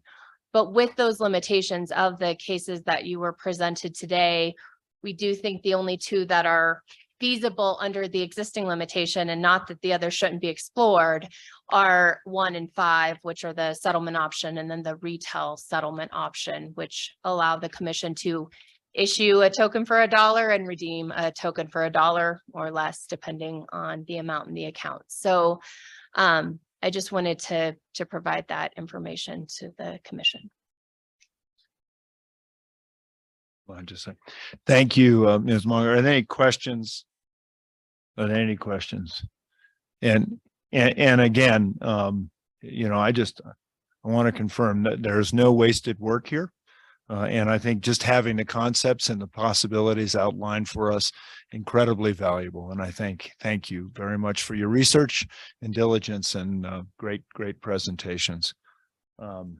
If there are no questions, I'm going to turn this over to Mr. Ravel and Ms. Naves, commissioners, to talk about what the first draft, and then Brandy, after we've done that, we can talk a little bit about process. So thanks.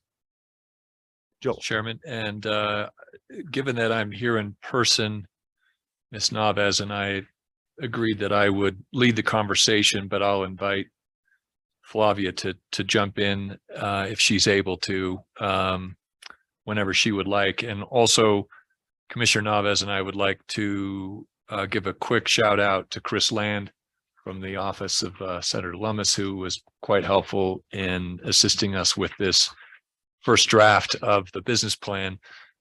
This first draft of the business plan was meant to begin the process from our understanding of the Stable Token Act, and as well from the work that had taken place through the subcommittees to date. A lot of it, as you'll see, is left TBD, which is going to be part of the process of this commission and subcommittees going forward.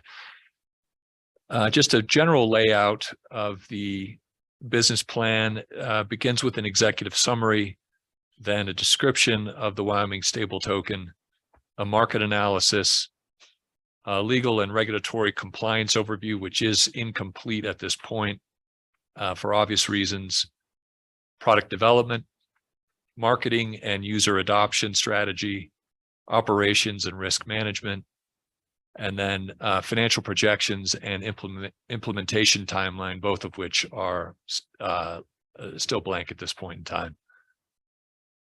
Starting with the executive summary, we give an overview of the Wyoming stable token, which is really just language lifted from the Stable Token Act and what the Stable Token Commission is authorized to do under the Act. And then a summary of the opportunity, which I won't go into detail here. I'm going to get into it in a little bit more detail as we get into each one. So Wyoming stable token description, and I'll refer to it as the WST, but one thing that the commission or a subcommittee at some point needs to do is come up with the ticker symbol that we would like to use for this. So in the meantime, we'll use WST. So WST is a fully reserved digital currency powered through blockchain technology designed to maintain price parity to the US dollar. The commission, through the Wyoming Stable Token Trust Account, is responsible for holding the US dollars required by statutes, and the WST will only be issued in exchange for US dollars. The commission will manage, invest, and reinvest the funds received from issuing WSTs and any earnings from those investments. The investment policies, including the types of US Treasury instruments which can comprise the reserves, will be established by the commission in consultation with the treasurer. The commission will also supervise the review and audit of its operations and commission independent audits when necessary. The next section discusses, there's more detail here. I'm not going to go through everything in full detail. I'll just move across in summary fashion, but interrupt me if there's any questions on these sections. The next section describes the blockchain platforms. There's been a little bit of a discussion about this already, but there's a very important feature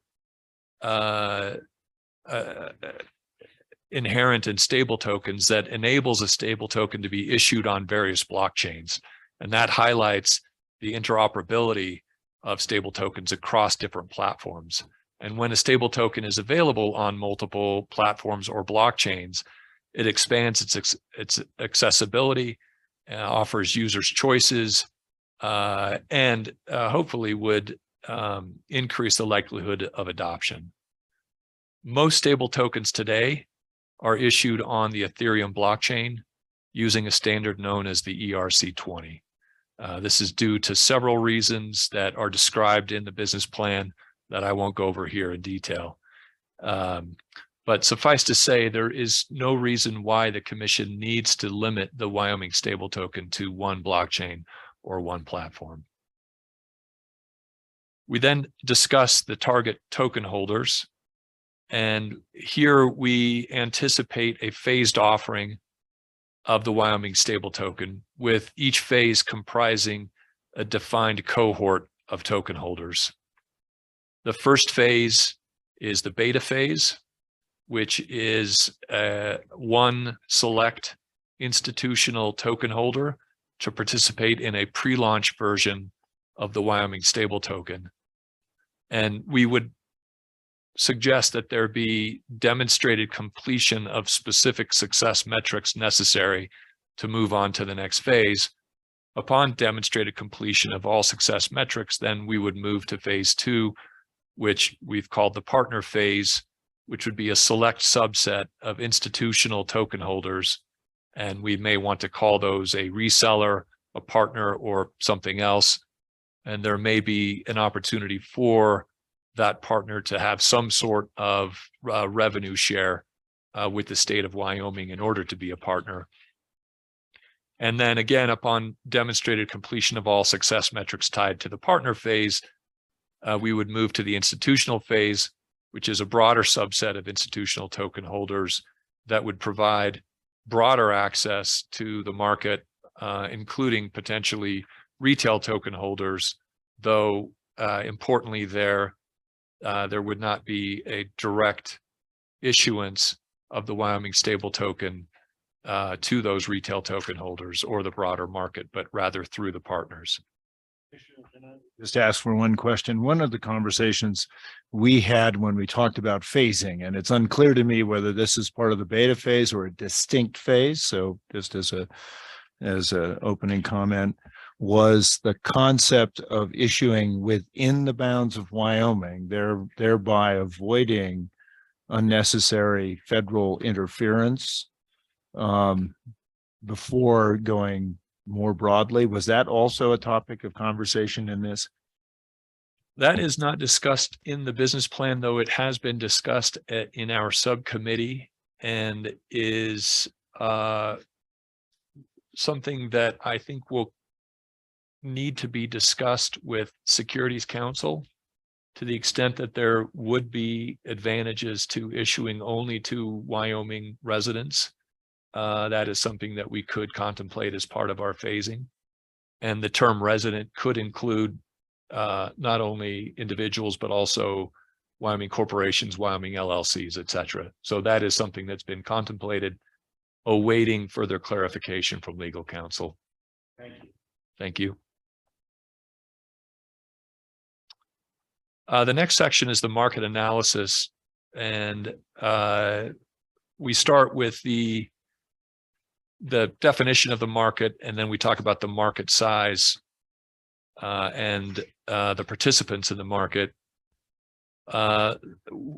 We heard from the University of Wyoming students, Mr. Lupien earlier, about the size of the market. Right now, according to our data source, the total market cap of stable tokens, this is as of July 23, was about 127 billion.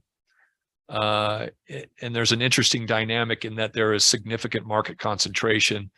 The top 5 stable tokens account for more than 90% of the overall market. And notably, Tether with 84 billion constitutes 66% of the share of the stable token market. There is a graph in your business plan that shows the top 5 participants and their market capitalization. And there's also a line that shows market dominance, or the share of the market that's held by Tether on the second y-axis. We then go into the different types of stable tokens. There are fiat collateralized stable tokens, which is what the current legislation contemplates the WST to be. These are stable tokens backed by traditional fiat currencies like the US dollar. And this market includes Tether, Circle's stable token, which is the USD coin, and then the recently announced PayPal coin would be examples of fiat collateralized stable tokens. There are also crypto collateralized stable tokens. These are stable tokens backed by other digital assets held as collateral and typically over collateralized, and the collateralization is driven by smart contracts. MakerDAO has a stable token DAI that is a well-known example of this. And then last are algorithmic stable tokens, and I use the term stable loosely there as they have proven not to be very stable. There are examples that we go into here and describe in more detail of algorithmic stable tokens. The stability of these tokens remains under question due most notably to the collapse of Terra Luna last year. We go into the market challenges and risks and the competitive landscapes, the competitive landscape, and go into more detail in each of those existing stable tokens that I just mentioned, as well as others, such as the exchange issued stable tokens like Gemini, Binance, and others. The summary here on the market opportunity is that this is a nascent market. It is characterized by a high degree of concentration among a very limited number of players who each, from a token holder's perspective, have limitations and shortcomings. For example, Tether, which has 66% of the market share as of July, is an offshore entity that has run afoul of some regulatory scrutiny in its past and is not very transparent in terms of the reserves. And what has been discovered about the reserves sometimes has led people to have to question the stability of those reserves. And despite this, it's an $85 billion market cap stable token at this time. So the potential competitive advantages for a Wyoming stable token and the opportunity to capture a share of this market, this $127 billion market, is these very shortcomings of concerns about the price stabilization mechanisms, the transparency of reserves, U.S. federal regulatory compliance, and so on. The next section is legal and regulatory compliance. And here we go through the various layers of compliance, starting with the banking and/or trust company regulatory compliance. We talk about the advantages and disadvantages of whether the WST should seek a bank charter, as well the advantages and disadvantages of a trust company charter, and talk a little bit about the pending federal legislation. There is a bill moving through the House, came out of the House Financial Services Committee, chaired by Patrick McHenry, the Clarity for Payment Stablecoins Act, that could very significantly change the legal landscape within which we are contemplating this issuance. And there is, of course, Lummis Gillibrand in the Senate as well. So I think very important that we continue to monitor the advancement of both of those pieces of legislation. We then get into securities regulation compliance, SEC, the Howey test, other issues that will be very important for us to consider and seek counsel on. And then KYC AML compliance, which is probably the most essential for us to maintain the state's good reputation. Again, I won't go through all of these in detail, but I would be happy to answer any questions on legal and regulatory compliance. We then move into product development. The features and benefits we've left TBD, and reason being that we were mindful of the presentation that we received today, as well as the Commission's decision on the specific use case that we wanted to pursue. And so we've left sort of the features and benefits part of product development, left that open. And we do talk about token standards here, the Ethereum blockchain, the benefits of ERC-20 as perhaps the first blockchain and standard with which we may choose to want to advance. But importantly, as I mentioned earlier, there's no limitation on the Wyoming stable token in terms of which platform it could be issued on. Scalability and network performance and partnerships, again, we've left TBD pending where the Commission comes out following today's conversation and the presentation from the university.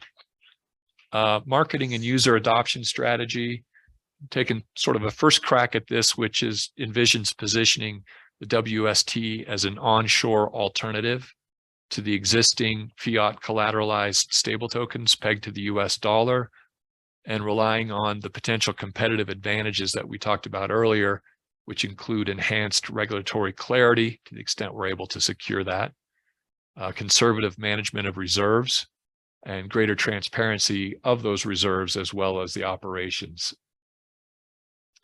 In addition, we would imagine leaning on Wyoming's great reputation in the digital asset market. The state is viewed very highly within the broader crypto ecosystem for several reasons. Limited government, individual freedom, and more specifically for the favorable regulatory environment that the state has created through its now more than 30 digital asset related pieces of legislation. User acquisition strategy and revenue share partnerships have been left blank again, awaiting further clarity on the use case and how the commission would like to move forward. Which takes us then to the next section, which is operations and risk management. A lot of this has been left TBD. You do have a kind of a framework for governance and reserves attestation and audit. We've left security, risk mitigation, custody, all TBD again to await the outcome of today's proceedings. And then that brings us to the last two sections, which are both still blank, which are financial projections comprised of a revenue model, a cost structure and budget, projected income statement, and break-even analysis. And then an implementation timeline with key milestones and deliverables, and a development and launch schedule. And that is hopefully not too in-depth, but appropriate summary of the first draft of the business plan, Mr. Chair. Thank you, Commissioner. And just for those listening online, those that are here, I think this was delivered last night, and so we've not really had a good look at it, but I think it represents good work. And also for those here, I think I want to make it clear that when there are subcommittee activities, those activities will be reported as they were this morning. And it really takes this entire body to move something forward. So there's, you know, in the interest of being transparent about this, I want to assure people that things don't happen in dark rooms. They happen in the bright lights of this library. So yeah, thank you very much. Let me open it up for questions. Let me I think this is appropriate. Brandy, I think we can accept this work as a draft. It'll be published publicly, and Betsy can push the button and it'll get posted online. When I say accept, it's really in draft form for discussion. So, Mr. Treasurer. I would hope before we publish it on page 2, after digital, strike currency, and insert token. To me, I think we don't want to have this being known necessarily or identified as a currency, but a token. I don't know if there's. Yeah, and I think that we can probably do that. That's on page 2 in the bottom, in the second from the bottom paragraph, where it says WST is fully reserved digital currency. Let's amend that to WST is a fully reserved digital token, if that's appropriate. Yes, Mr. Chair. I can make that change and send that to you, Ms. Anderson, if you'd like. Okay. Yeah. Thanks. Commissioner Pope. Oh, I was actually, I'm sorry, I was going to bring up the same issue, and it's just a minor change, but the only thing is, if that combination of wording happens anywhere in the document, it should probably be changed. Mr. Pope, I will do a Word document search as I did for cryptocurrency, but I didn't do it for currency. So that's why that one slipped through. So thank you for that. Okay. Appreciate it. Ms. Naves, you had a chance to work on this. Are there comments that you want to make? And I don't know if Chris Land is available. If he does, but Flavia, if you want to address us, please feel free. No, Governor, Joe did an outstanding job walking through the business plan. I have no further comments to add. Thank you. Okay. Thanks. Questions? Questions? Yeah, Mr. Mr. Treasurer. Yeah, a little bit an area that I don't have a lot of background in, is that's in the whether it's going to be a trust company or a bank charter. I guess a trust company is fairly easy to establish. It just is registered with the Secretary of State.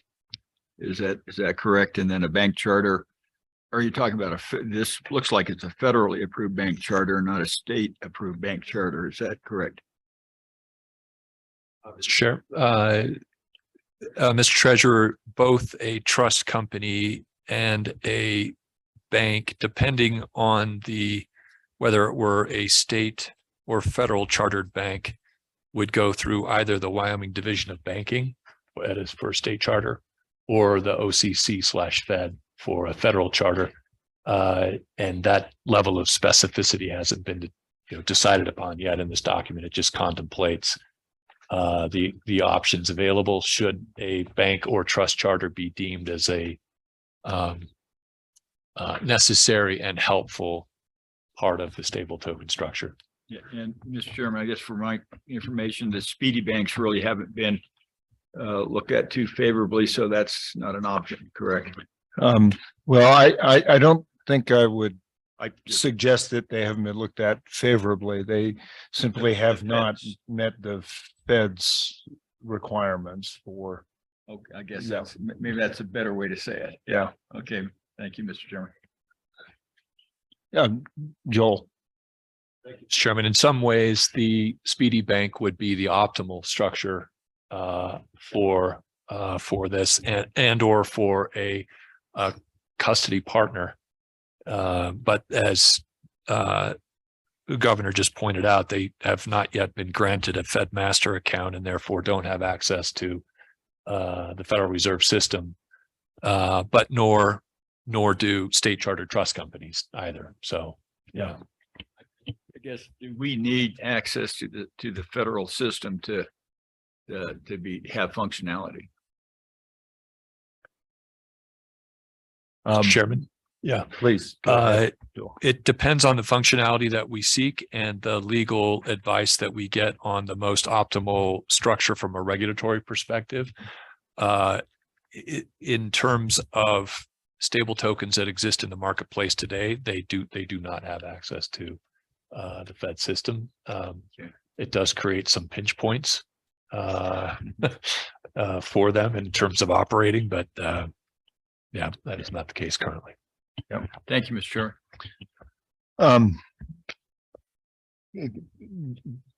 Jeff, Commissioner Wallace. Thank you, Mr. Chairman. And I guess I'm assuming that we're accepting this as a draft and we'll have plenty of opportunity to dive into it deeper in subcommittees or whatever. Precisely. And I think, amendments to this plan, the plan may be worked on in the interim, but I think, this plan won't be official until this board has adopted it. So, because I just, contemplating a state-owned bank charter or even a state-owned trust company, I'm sure we will really have to dig in deep with the legalities of that, I would think. I would concur. Okay. If we were North Dakota, it might be one thing, but Wyoming has a different constitution. There were a couple of things that I think we can flesh out more. And in the governance section, maybe some of this, there is contemplated an executive director, a BSA AML compliance officer, chief information and security officer, and I'd love to see sort of more detail on what those job descriptions actually might look like. There has been some conversation about under what circumstances and how the outside counsel would serve the commission. I think that probably is helpful. I was curious about audit plans and how we would look at some of that. And I'm not being overly critical. These are just sort of high level things that I saw. I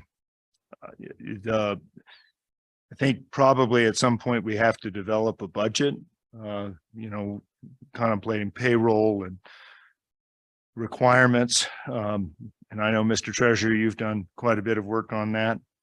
And then when it comes to marketing, probably at some point we should start thinking about a plan on how we would do that. So those were just high level things, Commissioner Naves and Ravel, that I was looking at in a business plan that I thought might be helpful. Thank you, Mr. Chair. Noted, and we'll begin work on that with regards to the marketing and user adoption. I think that is going to be a more fulsome discussion, maybe at a subcommittee level or maybe amongst this commission. Sure. At some point, but yeah, the others we can begin work on.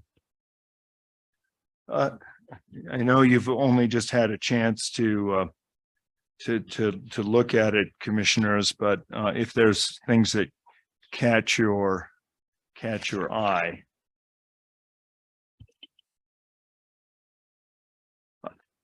I want to thank, today has been, just so you have an idea of where I think we are. I think today's been very helpful to outline a lot of different options and to have an initial draft, very much a draft put forward, looking at this as kind of the framework, skeletal framework of what we're doing going forward. And I, if there isn't significant comment or change, or are we completely off base? I'd like to say we've got to start, not that we have established anything permanent, but we have a start. Is that Commissioner Pope? I believe it may be at this point where I make a motion to move this forward as a draft, given the limited change that we've already requested. Commissioner Pope, I would accept that. Is there a second for that? I would second. It's been seconded by the treasurer. Is there any discussion? Long ways to go. Any discussion? Any discussion? Hearing none. All in favor signify by saying aye. Aye. Nays? Okay, thank you, Commissioner Pope.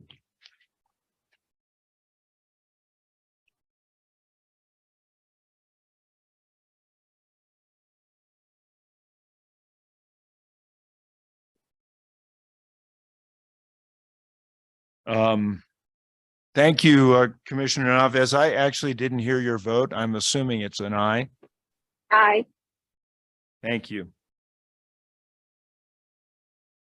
Okay, Ms. Monger, I see you are now on the sheet. Is there something that you would like to convey? Thank you, Mr. Chair. So the only thing that we did want to discuss is that if you are looking to hire legal consultants or actually any type of additional support, we will need to follow the state procurement process. That doesn't require us to do a full RFP. We could do a competitive bidding or a sole source if we had a basis to do so. However, at this time, because the commission doesn't have an executive director, any sort of contracting is going to have to be done by the commission until we get the executive director in place. But our anticipation would be that the commission itself would contract with legal counsel for these securities issues and those sorts of things. So I don't know if you want to, at this stage, sort of vote to allow either the governor's office or another entity to sort of move forward with the procurement process, recognizing that any final action would have to be approved by the board. Mr. Chairman, Mr. Treasurer. I would move that we request the governor's office to move forward on the procurement process and development of the RFP for the legal counsel. Thank you, Mr. Treasurer. Is there a second? I'll second it. Thank you, Commissioner Naves. Is there any discussion? Commissioner Racines. I think we all know this. I just, and recognizing that the procurement process takes quite a while, so maybe this won't be a big problem, but we are gonna be, well, we need to recognize our very limited budget until, and at what point the legislature were to meet again and give us more money. So I'm assuming it would be sort of a short-term endeavor, at least to start, but yes, I will support the motion. Okay, thank you. Every party has a pooper, and that's why we invited you. She loves being commissioner. No. Sorry. Mr. Chairman, I'm sorry, I did not hear the motion very well. Do you mind having that repeated? Yeah, it was to request that the governor's office enter into a development of an RFP for the purposes of employment of and legal counsel representation for the commission. Mr. Chairman, maybe not an that better? RFP. Yeah. Maybe just move forward with the procurement process. That's fine. Okay. Commissioner Naves, I assume you concur.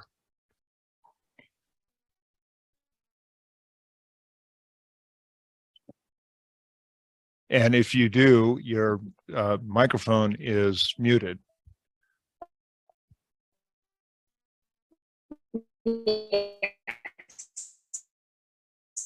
I thought I heard I do concur. You broke up a little bit. I'm assuming since you seconded the motion that you concur with the intent of it. So thank you.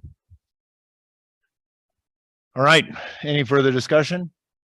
All in favor signify by saying aye. Nays. That motion carries. Thank you. Now, we're at the point of public comment, and I do appreciate people's taking time today to be here. And so I will recognize, please, sir, come on up. And then we'll just walk through this. You could come on up if you want to. You can share the microphone. So. Mr. Governor, Commissioner, Chairman, and the Commission, thank you very much for giving me the opportunity to speak today. My name is JJ Seiler, the Chief of Staff at Input Output Group.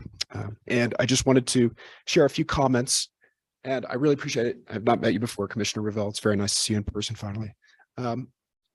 Thank you very much for taking the time. I just wanted to mention again, also for your own edification, our group, we were the core developers behind, and I apologize for my laryngitis here. I promise I'm not contagious, but we've built tokens. So our company was the core developers behind Cardano, which is a UTXO based system, a lot like Bitcoin.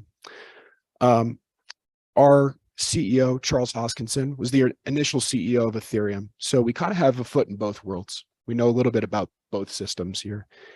I wanted to keep this very positive, but hearing the kind of the direction of the business plan, I would be remiss on behalf of the people of Wyoming if I said I thought that going the ERC20 token route would be the best possible route. Over the past 5 years, Ethereum contracts have cost $10 billion in hacks. Billion with a B. That's 10,000 million dollars, right? I know that's, I'm sorry. I'm always looking to the Madam Auditor here for checking my arithmetic, which is not very good. So Nomad hack was worth 190 million lost in a single instance. This is not, from ancient history as well. This is $190 million lost 2 years ago. Ronin Bridge hack was worth $625 million in one day. Ollie Network was $611 million lost, and that was 2021. So there are other options out there, and I would encourage, I know that we're not set on anything in particular here. There's also the most value locked with Ethereum. So that's the biggest target. I understand that. Cardano, our network has had no downtime in 2,100 days since it was launched. No major hacks. And at its all-time high, the ecosystem was worth $65 billion. So it's not quite as big as the all-time high of Ethereum, but it is stored protected value. We also developed JED, which is an algorithmic stablecoin. It's unlike Terra Luna, where one synthetic asset backed another synthetic asset. JED is an algorithmic stablecoin that is controlled by how much people want to lock value. And yeah, so we write in high assurance code, which means that we start with first principles, formal methods for developing a specification. We take that specification and we develop engineering code based on specification that compiles like a piece of programming. So we take every effort to make sure that with a research-based approach that we are treating this with the same level of care that you would write the code for a bullet train or for an ATM. When you hit the buttons on an ATM, you're never concerned that the money's not going to come out or you're going to lose your card. It just has to work because billions of dollars can be lost or lives can be lost. There's very serious consequences to this. We have research labs in cryptography, and I've actually invited one of our scientists here today, our PhD candidate, Amareza Saranche from the University of Edinburgh, our blockchain technology lab. And he's actually one of our scientists that's working on stablecoin development, specifically privacy preserving central bank digital currency, or CBDC. And I will invite him to come to our subcommittee on token parameters to contribute. I would also encourage, or at least suggest to the chairman and to the commissioner treasurer, that we combine those two subcommittees for the purpose of discussing the business plan. I know that there's every effort being taken to do this with full transparency, but I feel like the conversation is split into, and it's two halves of the same mind. And I think it could be fruitful. So it's a recommendation. We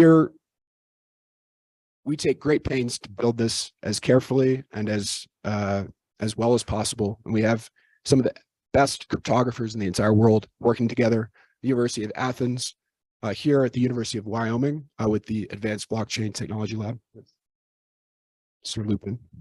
And we're very, very excited to see the report from the students today. Very good work, guys. We've supported the lab for quite some time here at the University of Wyoming, as we're a Wyoming-based business.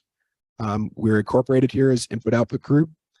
We have every intention and a commitment to keep any jobs related to developing the Wyoming stable token, or WST as it may be called, here in Wyoming. We're also committed to bidding $1 to get this work done and do it correctly and make sure that we're doing this on behalf of the people of the state. We're here to help. We have people, we're well-resourced. We can deliver clear and up-to-date information on both regulatory concerns and on the technical perspective to get this done. We can talk on what's worked and what hasn't. The reason that our CEO was not with Ethereum and has made a different blockchain is that there were serious issues with how it was developed in the first place. And instead of fixing those problems, it's well documented what happened, but it was easier to start a new blockchain in a sense. So I am always available to the commission and to anybody on the subcommittees to answer any questions. I'm working with Amareza on a value flow diagram. I am going to take into consideration what we've talked here about the various use cases and try to select maybe 3 use cases to diagram as we're kind of coalescing around a couple of what seem to be more interesting use cases or popular use cases. So I just want to say thank you for the time to speak, and I'm happy to answer any questions. Well, thanks.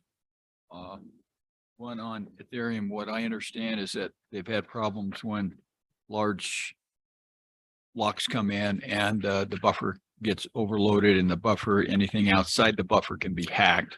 Right. Is that the only place where or are there several different points that are vulnerable? Usually these hacks are happening at the bridge point. That is correct. I will say that there's an interesting part here where we were talking about maybe 5 to 7% in transaction fees. That is dynamic in Ethereum, which means that if the network is congested, you pay more in transaction fees to get your bid through, to get your transaction to process.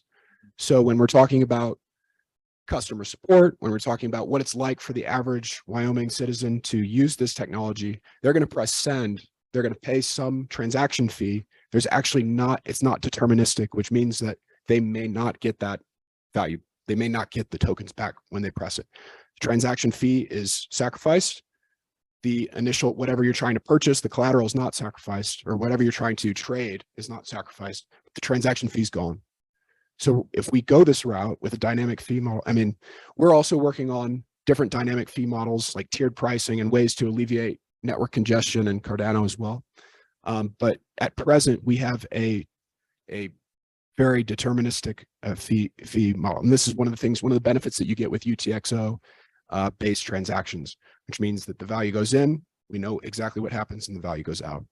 So there's at present, there's a fixed transaction fee.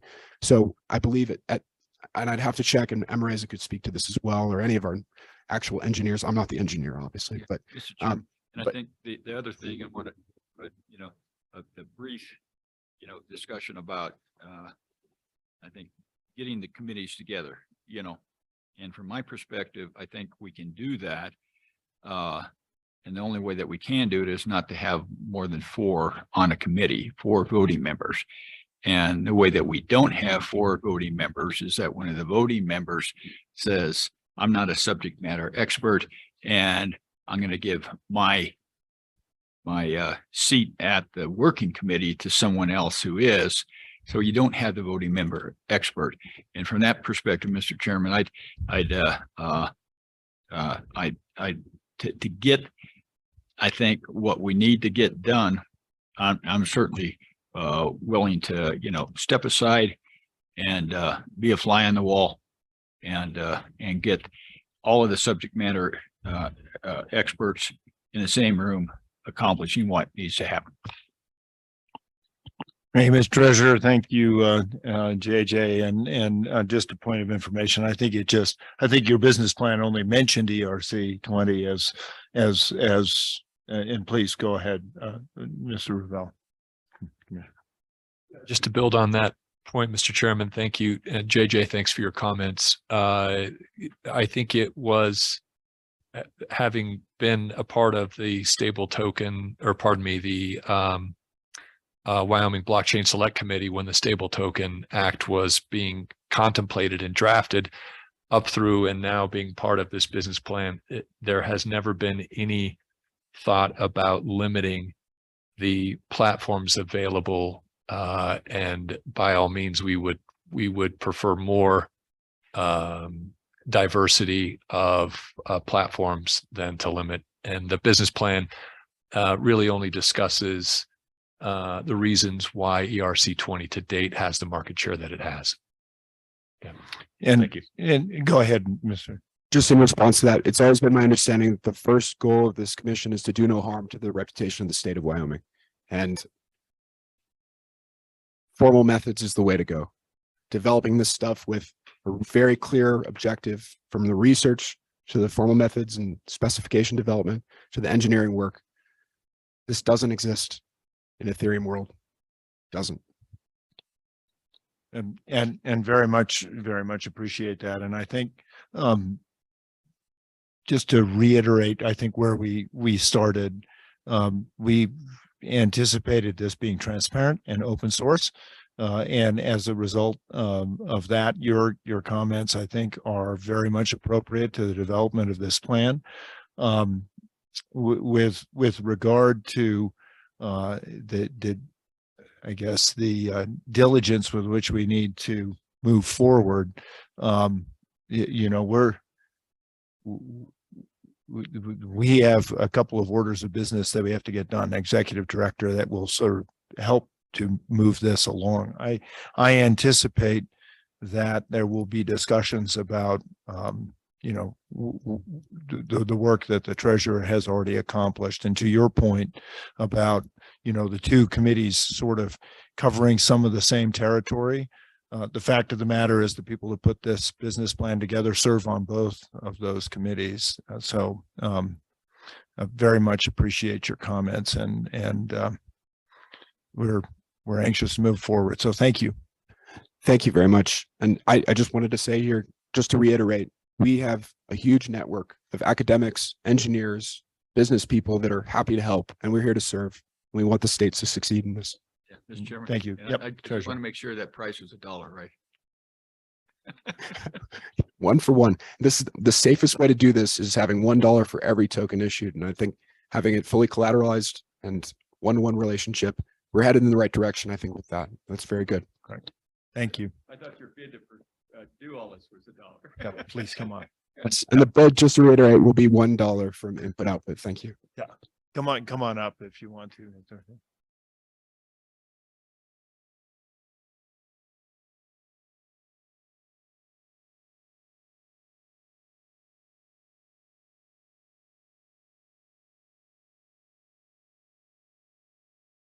Perfect.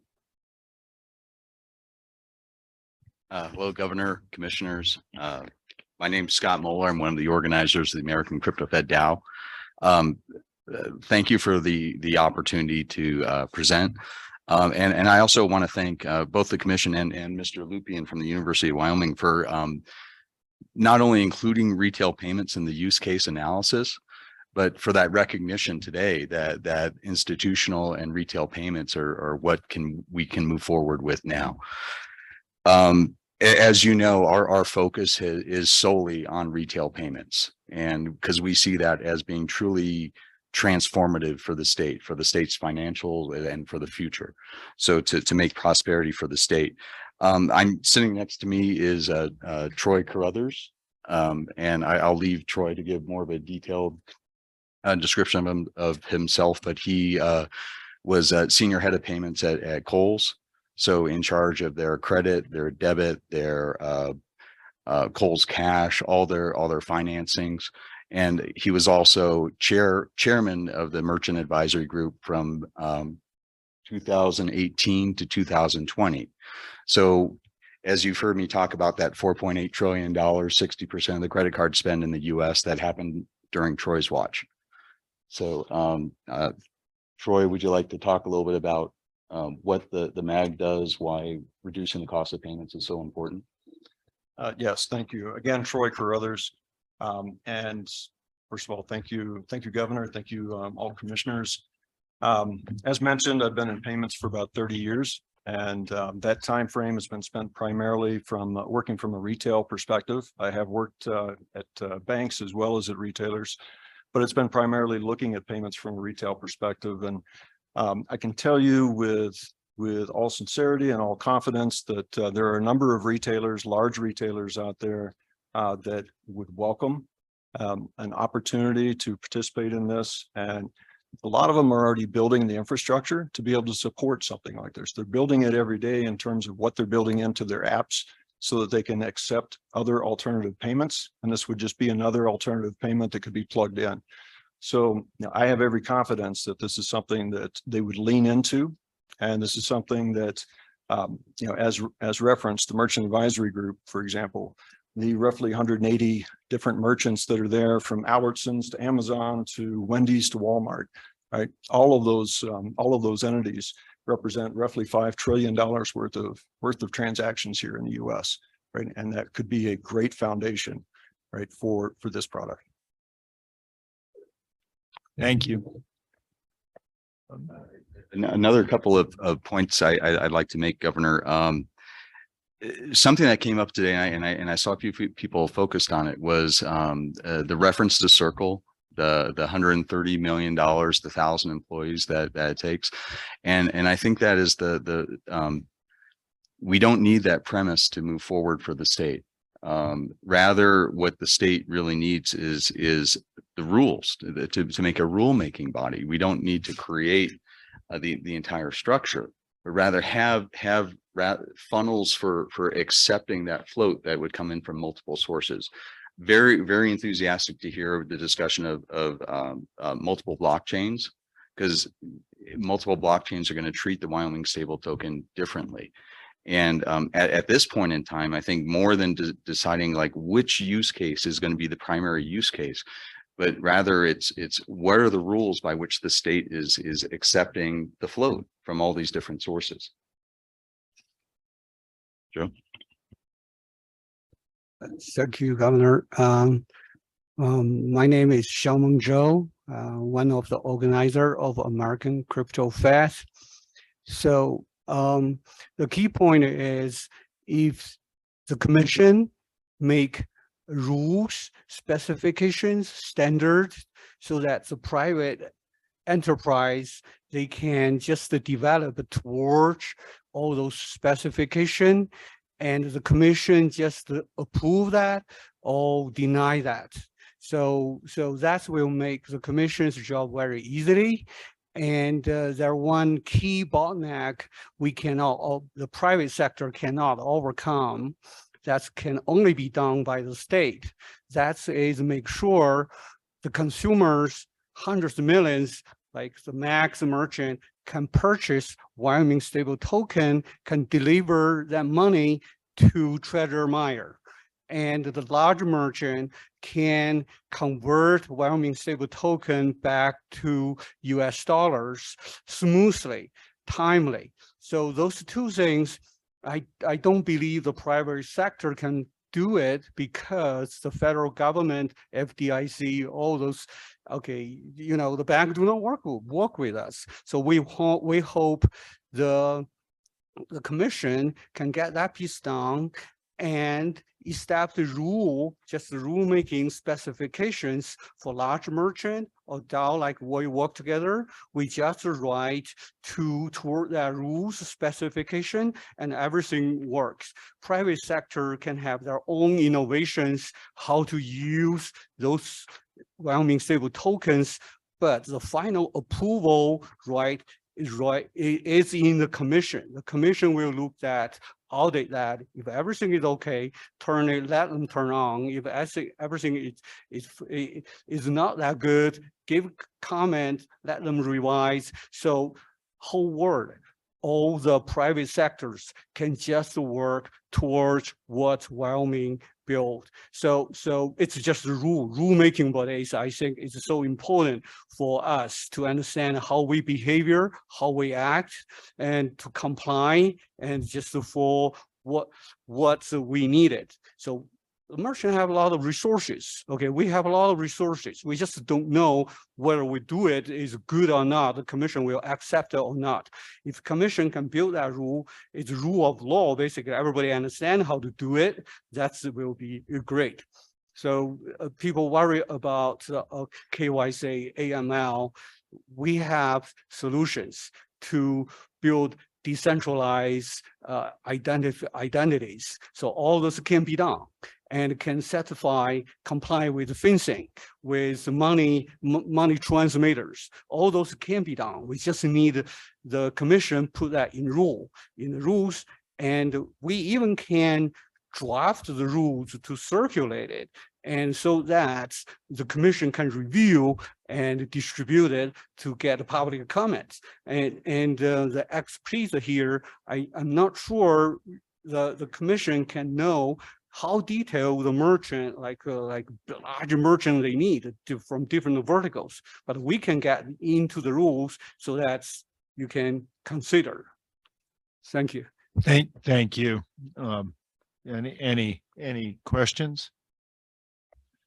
So I would say thank you very much for your testimony, and the one question I would have, is there anything in what we have in our first draft that looks like it's going in a different direction from I mean, it seems to me this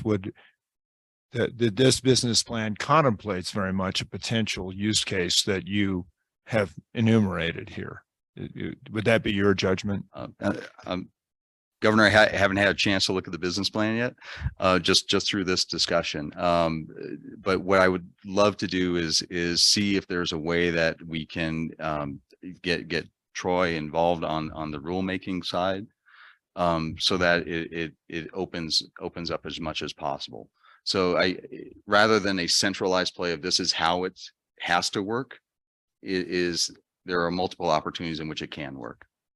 So on that note, and Brandy, I'm going to look to you. I think one of the challenges is if the user is going to make the rules, that could be a conflict.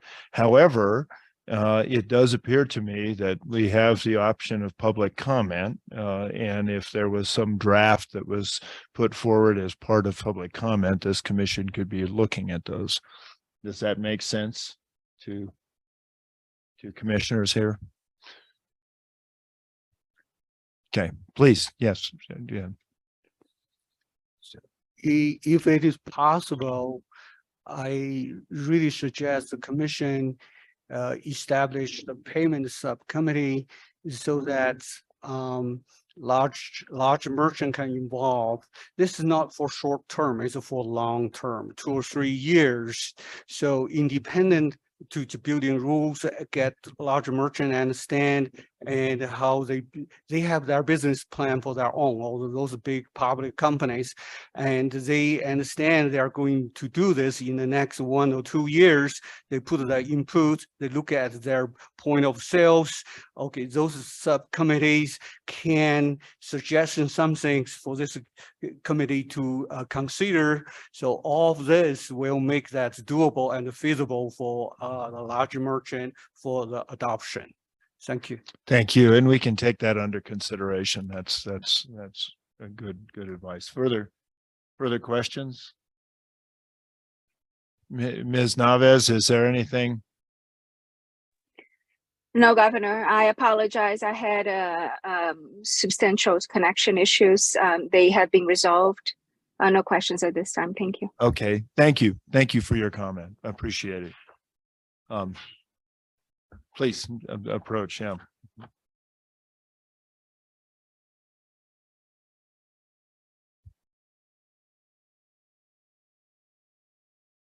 Chairman and Commissioners, good afternoon. Thank you for hosting us today. My name is Anthony Apollo. I'm the founder and CEO of Rensa Incorporated. Rensa is a Wyoming corporation that's building an on-chain platform that performs real-time royalty payments and revenue sharing for any type of content creator. In full disclosure, I am one of the applicants for the executive director role, but my comment is independent from that process. Based on the questions from both Commissioner Meyer and Commissioner Wallace regarding transaction fees, as well as notes from JJ previously, I'd like to clarify an important point regarding what constitutes a transaction fee. This will be a critical aspect that affects both the revenue generating potential and adoption of the potential Wyoming stable token. And I would like to point out the CBDI did a great job in their presentation earlier today. However, when we were discussing transaction fees earlier, it was kind of writ large and discussed in totality of what a singular transaction fee would be for a given on-chain transaction. However, I think it's important to note that there will likely be at least 2 separate transaction fees assessed on any given transaction. The more traditional of these fees, I would call a processing fee. I would assume this would be assessed by Wyoming on the vendor accepting a payment in Wyoming stable token, and would be similar to existing credit card fees, maybe approximating 1.5% to 3%, assessed again on the vendor, but could be passed on to the end consumer up to 4% based on my understanding of the current regulations. However, another fee that we need to think about and consider here is the gas fee that is assessed by a given blockchain for performing a transaction on that particular network, and importantly, denominated in that network's native cryptocurrency. This fee would scale based on the transaction volume of the network at that time, as well as the complexity of the transaction. So as an example, if we are using Ethereum, it may cost me a few dollars worth of their native cryptocurrency Ether to send Governor Gordon 1 ETH or 100 ETH. It doesn't necessarily matter on the size of the transaction, but there will be a gas fee assessed on that. However, if I was perhaps using a decentralized exchange like Uniswap, that transaction fee, the gas fee particularly, for going in and out of the liquidity pools on that platform could be hundreds of dollars. So we do know that there's a bit of a scope there of how much that could be across any given transaction. I would also add that using more efficient proof of stake networks like Polygon could lower these fees substantially to a few cents or even fractions of a cent. But I think what's most important here is the payment of these gas fees requires the user, the person making the transaction, to already have an amount, a non-zero amount of the blockchain's native cryptocurrency in their wallet. So if, again, Governor Gordon and I wanted to transact, whether I wanted to send you 1 Wyoming stable token or 100 Wyoming stable tokens, if those are on Ethereum, I'm going to need to pay some amount of ETH to accomplish that. So as the design of the Wyoming stable token continues, it's important to consider this as a potential barrier to entry to people who do not have cryptocurrency in a wallet that exists today. If we want to allow people to use the Wyoming stable token, how are we going to provide that amount of native cryptocurrency on a given blockchain that could allow them to perform this transaction. And I think just generally, these are things that we need to consider in the design of this product. Thank you. Questions? And Anthony, thank you very much. What's been rolling around in my head as we talked to the previous presentation about the, market cap and the number of people, 1,000 people and so on. It's a conversation that Ms. Anderson and I had with BlackRock, which does much of the work for Circle. Just a little bit of color. Very few of those individuals are engaged in the actual accounting and transactions. It's really more a marketing presence that they have, which I think speaks to a little bit of your point. So I thank you very, very much for your testimony. Quickly, that Polygon, I think that was the name of the blockchain you said? Yes. So is that like what tier is that? Tier 2? That would be considered a layer 2 blockchain on top of Ethereum. On top of Ethereum. Yes. And so the Ethereum works in the background and you don't get the gas charge. It works Polygon, takes care of it. You do it on a fractional of a cent basis. And then what's the transaction fee between Polygon and Ethereum? Or does Ethereum just have a bank? I mean, Polygon has a bank of Ethereum and it's their own. And so the transaction takes basically on their back books. More of the latter, where Polygon settles out to Ethereum on a recurring basis. On a recurring basis. And I think that's maybe one thing to add while I'm up here is regarding the discussion around ERC20 tokens and going across multiple blockchains. A very important thing to consider here is the difficulty of going across multiple blockchains, perhaps bridging across, potentially launching on all of them, will incur additional cost every time you want to set up on a new blockchain that uses a different programming language. However, the number of users greatly differs between each of those networks exponentially. So I would recommend that everyone takes a look at what those numbers are, and I'm happy to provide them myself. But if we're going to be going across multiple chains, it may not have the same expected benefit to be on chains with less daily active wallets or less transactions on a 24-hour basis. Going back to the ERC20 question, I think it's important to note that most blockchains are either looking to be, are already, or are looking to be EVM compatible or compatible with the Ethereum virtual machine, i.e. they could take a smart contract built on Ethereum and deploy it on their own blockchain. So we talk about layer 2s like Polygon, some other names that might be thrown around are Optimism or Arbitrum. Those also can utilize what's already built on Ethereum without incurring those extra costs. I'll also note that Avalanche, Tezos, and Cardano either all have already or are building EVM compatibility as we speak. So Polygon and is more just like, to me, is like a facilitator. And do they have anything else besides Ethereum in their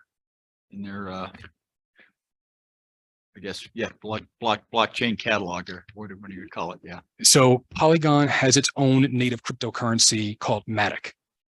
If you wanted to transact on the Polygon blockchain directly, you would need to use that cryptocurrency, which is different than ETH, even though kind of the records settle out to Ethereum. Yeah, and I guess getting the whole structure set up in what's the most, I guess, reasonable way to address it with the least cost to the customer, so, and the least cost to us with the greatest speed and the greatest safety. That's essentially something that is I guess a question that we need to have asked and answered. So correct. Yeah. Thank you, Mr. Thank you, Commissioner Bell. Thank you, Mr. Chair. I wanted to maybe spend a moment on this question of fees because it's been discussed at multiple points today, and some of which I think lacks some important context. So if we're talking about transaction fees, that's up to us, whether we want to include that or not. And by doing so, I think that there is a very clear trade-off with user adoption if we were to charge transaction fees. As it relates to network fees, or in the case of the Ethereum blockchain, gas fees. There were some percentages that were thrown out on the costs earlier. I just want to clarify that gas fees are market-based. It depends on the number of transactions that are in demand and the number of validators who are on the network at that moment. And that it is I'm oversimplifying a little bit, but it is a cost to validate a transaction. If you are making ETH transactions at a retail level, like $50 transactions, the percentages look very high. And our firm, I'll speak about our firm, our experiences. We've had to pay $9, $10 gas fees for a $50 ETH movement. So incredibly inefficient, very high cost on a percentage basis. We transacted for a client $7.5 million of ETH and paid $1.90 in gas fees for that. So the fees can be very high in these odd kind of retail or small amount situations. Think of it as I was mentioning to Commissioner Wallace, think of it as a wire transfer fee that you're paying a bank. If you go down to your bank and say, I want to wire transfer $50, you're going to pay 35. It's a really bad idea. But if we're moving large blocks, the fees are not, I just want to put this in context. They are typically in the single digit dollars for a gas fee for a transaction on the ETH blockchain. And okay, yeah. Thank you, Commissioner Pope. Kind of like to put this in perspective, though, in a hypothetical transaction where the state of Wyoming wholesales out to an institution, $1 million worth. The fees that are paid after that's wholesaled out, whatever that institution does with it, that doesn't affect the state and it is not at a cost to the state. Am I correct on that? Because if then the institution sells that stable token or that lot of stable tokens again, we don't pay that fee, correct? Is that to me, Mr. Pope? Yeah. If you want to answer it, Commissioner, that's fine. And then I have the treasurer. Sure. Commissioner, go ahead. A lot of the answer to that question depends on how your marketplace is constructed. So, for example, if we were to set up institutional partners to whom we issued the Wyoming stable token, they would typically have both an inventory of ETH or Cardano or whatever blockchain that you're transacting this particular token on. And they would typically have an inventory of the stable token as well. And it is when you are moving from fiat to the stable token, and if you're on a Cardano blockchain or if you're on an Ethereum blockchain, there is a gas fee incurred in order to do that has to be paid in the token of that native to that blockchain. So that is partly what makes it very difficult today to imagine a retail solution. Hopefully that time comes. But at an institutional level is not cost prohibitive. Okay, Mr. Treasurer. Have this conversation, afterwards, is that my concern with fees is not so much who's paying them, but the relationship that you might have on a secondary market, which basically is depigging us from the dollar that it's worth 97 cents if the fee structure is taken in there. And so those are the things that I think when we build a structure that we need to be cognizant of and trying to make sure that we basically don't paint ourselves into a corner. Right. I think that's very much a design question of when that fee is assessed, and certainly part of building this all out. Thank you. Okay, thank you. Further comment? And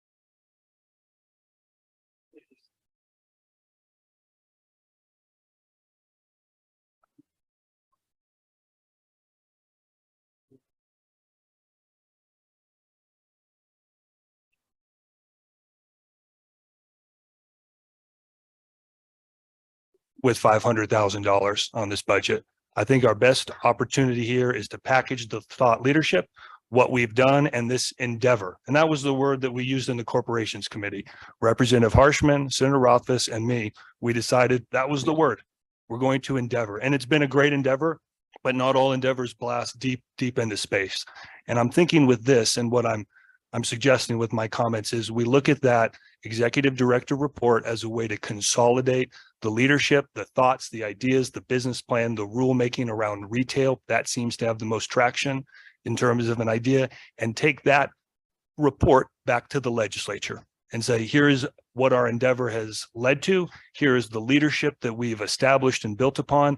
And here is what we think we can build on, and let the legislature decide what they want to do in terms of more funding. We could look at private funding, but I don't think that is the best option with the just diversity of stakeholders involved in this. So I'm really looking forward to see where this goes in terms of the report and bringing all of these important pieces and stakeholders together. So thank you for listening. And I do appreciate you thinking about the brand here for Wyoming.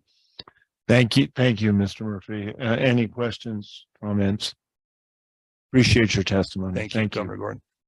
One more in the back, two more in the back, and then we should.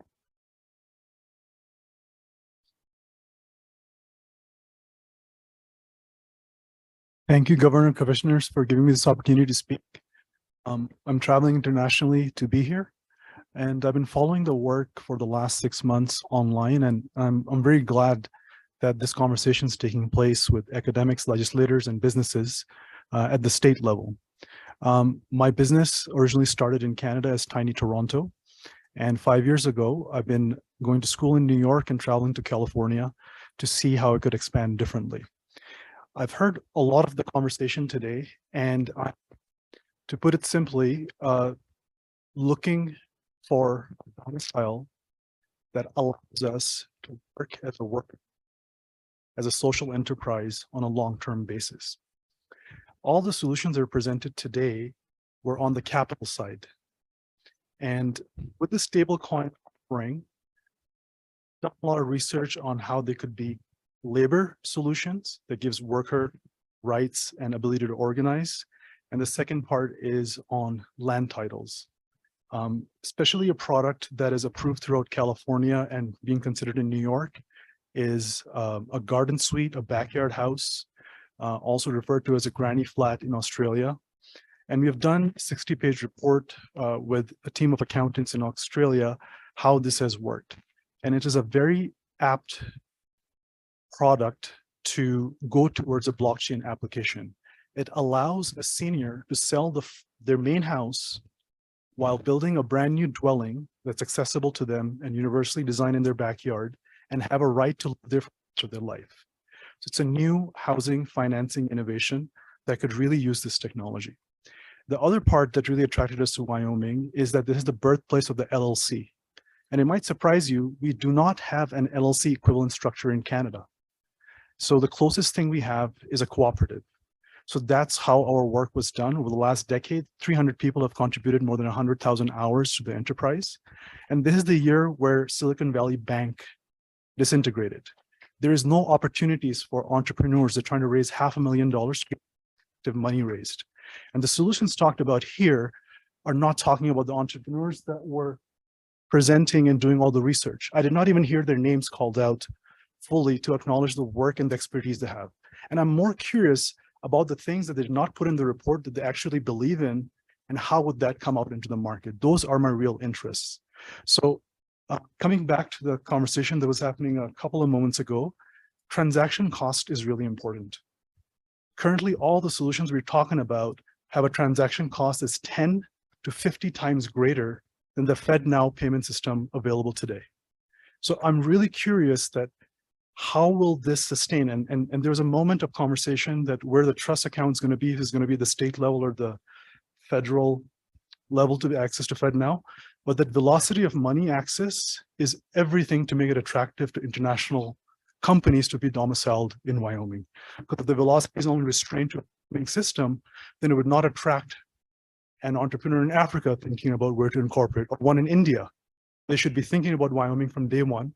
And I think this is the best groundwork on how to apply the tool. This is the most advanced system I've seen to create the potential solutions. I'm happy to share our papers on the Labor Venture Cooperative, which was observed out of Liechtenstein, that is a leader in Europe in this blockchain world, and Australia, that is kind of the leader in the granny flat interest and how that works. Thank you for your time, and I'm happy for questions. Thank you. Questions? Just identify himself for the Yeah. record. Oh, yes. Thank you. So my name is Saad Ahmed. I'm the founder and CEO of Tiny Toronto. tinyto.ca is our website, and that's how you can get hold of me. Thank you. Yeah, if you want to supply us with the reports, that'd be great. So And who should I share it with? probably, well, I think you can do it on the website, right? To Betsy Anderson. Yeah. Perfect. Thank you very much. Anderson at wire.gov. So please come on up and then.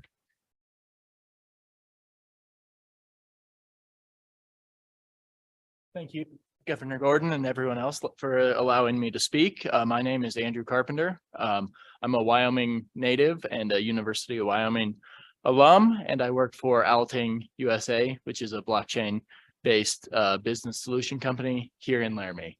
I just wanted a chance to speak today, and as we move towards more concrete uses of this, I'd encourage the committee to look at the different infrastructure needs and requirements that are going to be necessary as we move to the next steps.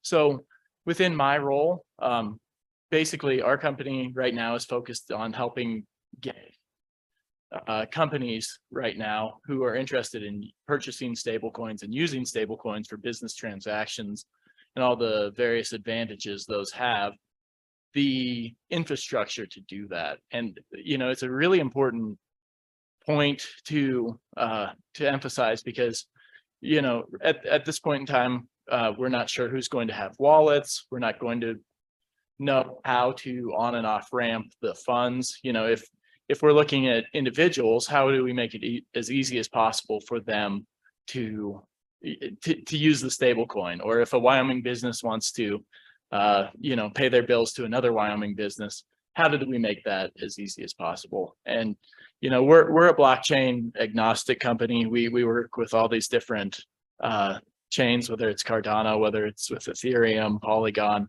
so on. And just in my role, I've discovered how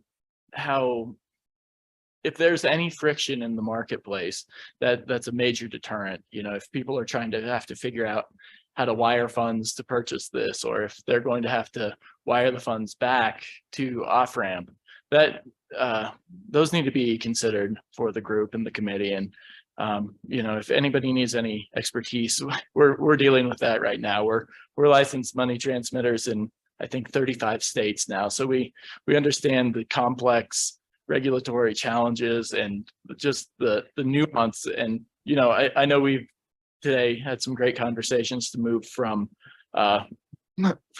conceptual to reality, but I'd encourage the new director and that to consider that and some of the other paths to monetization that comes with that for the state, because as a Wyoming native, I want this to be successful and a revenue opportunity for the state. And I think we've got that opportunity there. We just have to figure out how to seize it. So. Very good. Well, thank you very much. Questions, comments? Really appreciate your testimony. Thanks.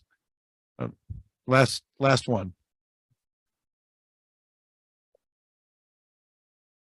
Thank you, Governor. I'll be brief. Okay. So and I just want to make a comment on transaction fees. Because one of the reasons that Troy Carruthers and I first connected was a presentation I gave at the MAG where we were both on stage, and I said in front of the entire audience, we can have zero interchange fees. It's possible. Okay, and that is possible on the blockchain. It just matters what consensus mechanism the blockchain is using. So when we're looking at it for retail, you can have zero transaction fees in order for this to succeed. And I know that the state is not looking to make money on the transaction fees, is looking to make money on the float. So we're looking at how do we enable people to buy the Wyoming stable token, but they're using their credit card, they're using their debit card, they're using their point system.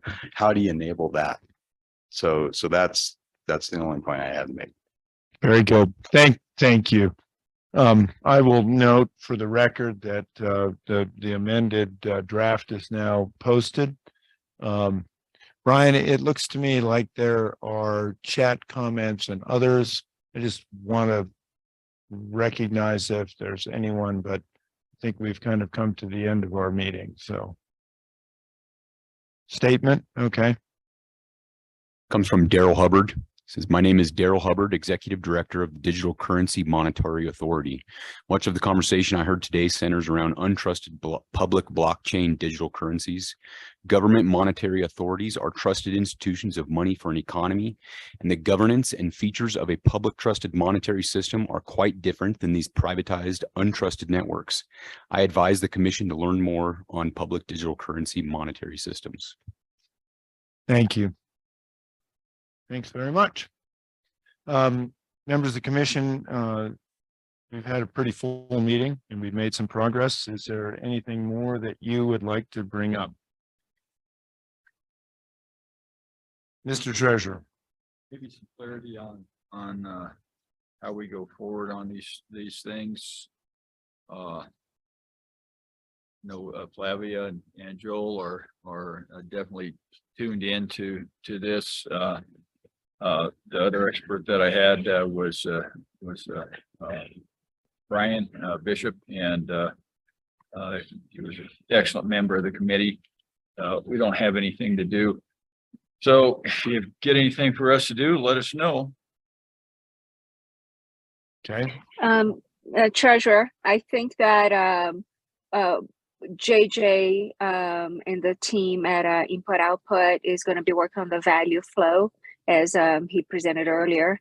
So our subcommittee will be picking up on that and working alongside with the updates to the business plan to ensure that they are aligned. So I believe that's the next step for the token parameter subcommittee, coordinating the product flow with the business plan. We can work that at the next meeting that we have. Well, I'll get in touch with you and see what agenda items we can come up with that will help move the cause along. Thanks. Betsy, when is our next meeting? September 7th, is that correct?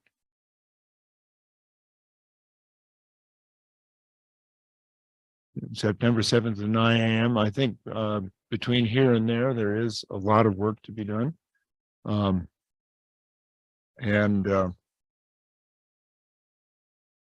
maybe we can look at the minutes. We should be able to get the minutes out fairly quickly. I think there were concepts about review of rules. There were concepts about value flow. There were concepts about, you know, and I think Mr. Treasurer, to your point, you know, what the advantage and disadvantage of certain issuance are, those sorts of things. So, Mr. Chairman, we will work on getting those minutes done earlier. I just want to do a shout out for Amy Bennett in the governor's office. She is back in Cheyenne listening to this, and she is the one that's putting these minutes together, and then Chad and I look at those. And so we'll commit to try to get you something in the next week or so everybody can kind of figure out what your follow-up items are. and thank you, Amy. So, Mr. Chairman, I guess if we look at the first trying to get my timeline together, what's the first date that the director might actually show up? So it's out. We've got Commissioner Racines. Mr. Chairman, certainly not August 10th as the original timeline projected, which is today. So I would anticipate that interviews would take place over the next several weeks, knowing that everyone is extremely busy. But I guess that is dependent on what the interview committee looks like, which is not decided whether it would be this full board or not. Being conservative, you know, and expecting any successful candidate to have some wind down, I would be a month or two minimum. Yeah, I guess what I suggest, Mr. Chairman, Madam Auditor, is that what we did when we did our COO, because we had a large commission like that with the IFC, we had a subcommittee, which essentially is what you have now. We basically separated the wheat from the chaff, got it down to two, no more than three candidates, and then the whole committee made the decision. So I would suggest that, you know, if your committee can just run that and get it down to a reasonable number of people by, you know, whatever, if it's not going to be the 7th of September, maybe the next commission meeting after that, try to put a timeline on that. Mr. Chairman, I think that might actually be very similar to what this looks like, but. Yeah, okay, all right. Very good. And we got the other thing that I know that we don't have, that had in the original timeline was a marketing subcommittee and a rules subcommittee. So at some point in time, Mr. Chairman, if you could think about that by the 7th of September, then maybe we can keep some of this stuff moving forward. You bet. You bet. Yes. Oh, absolutely.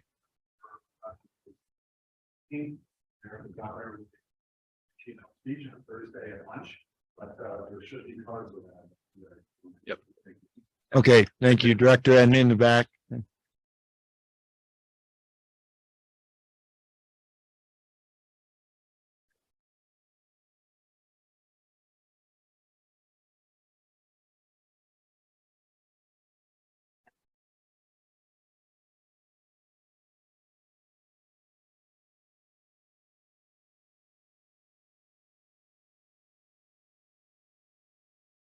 Very good. Thank you. Commissioner Pope. Last item, and one of the things that I would like us to consider at the next meeting is an audit subcommittee.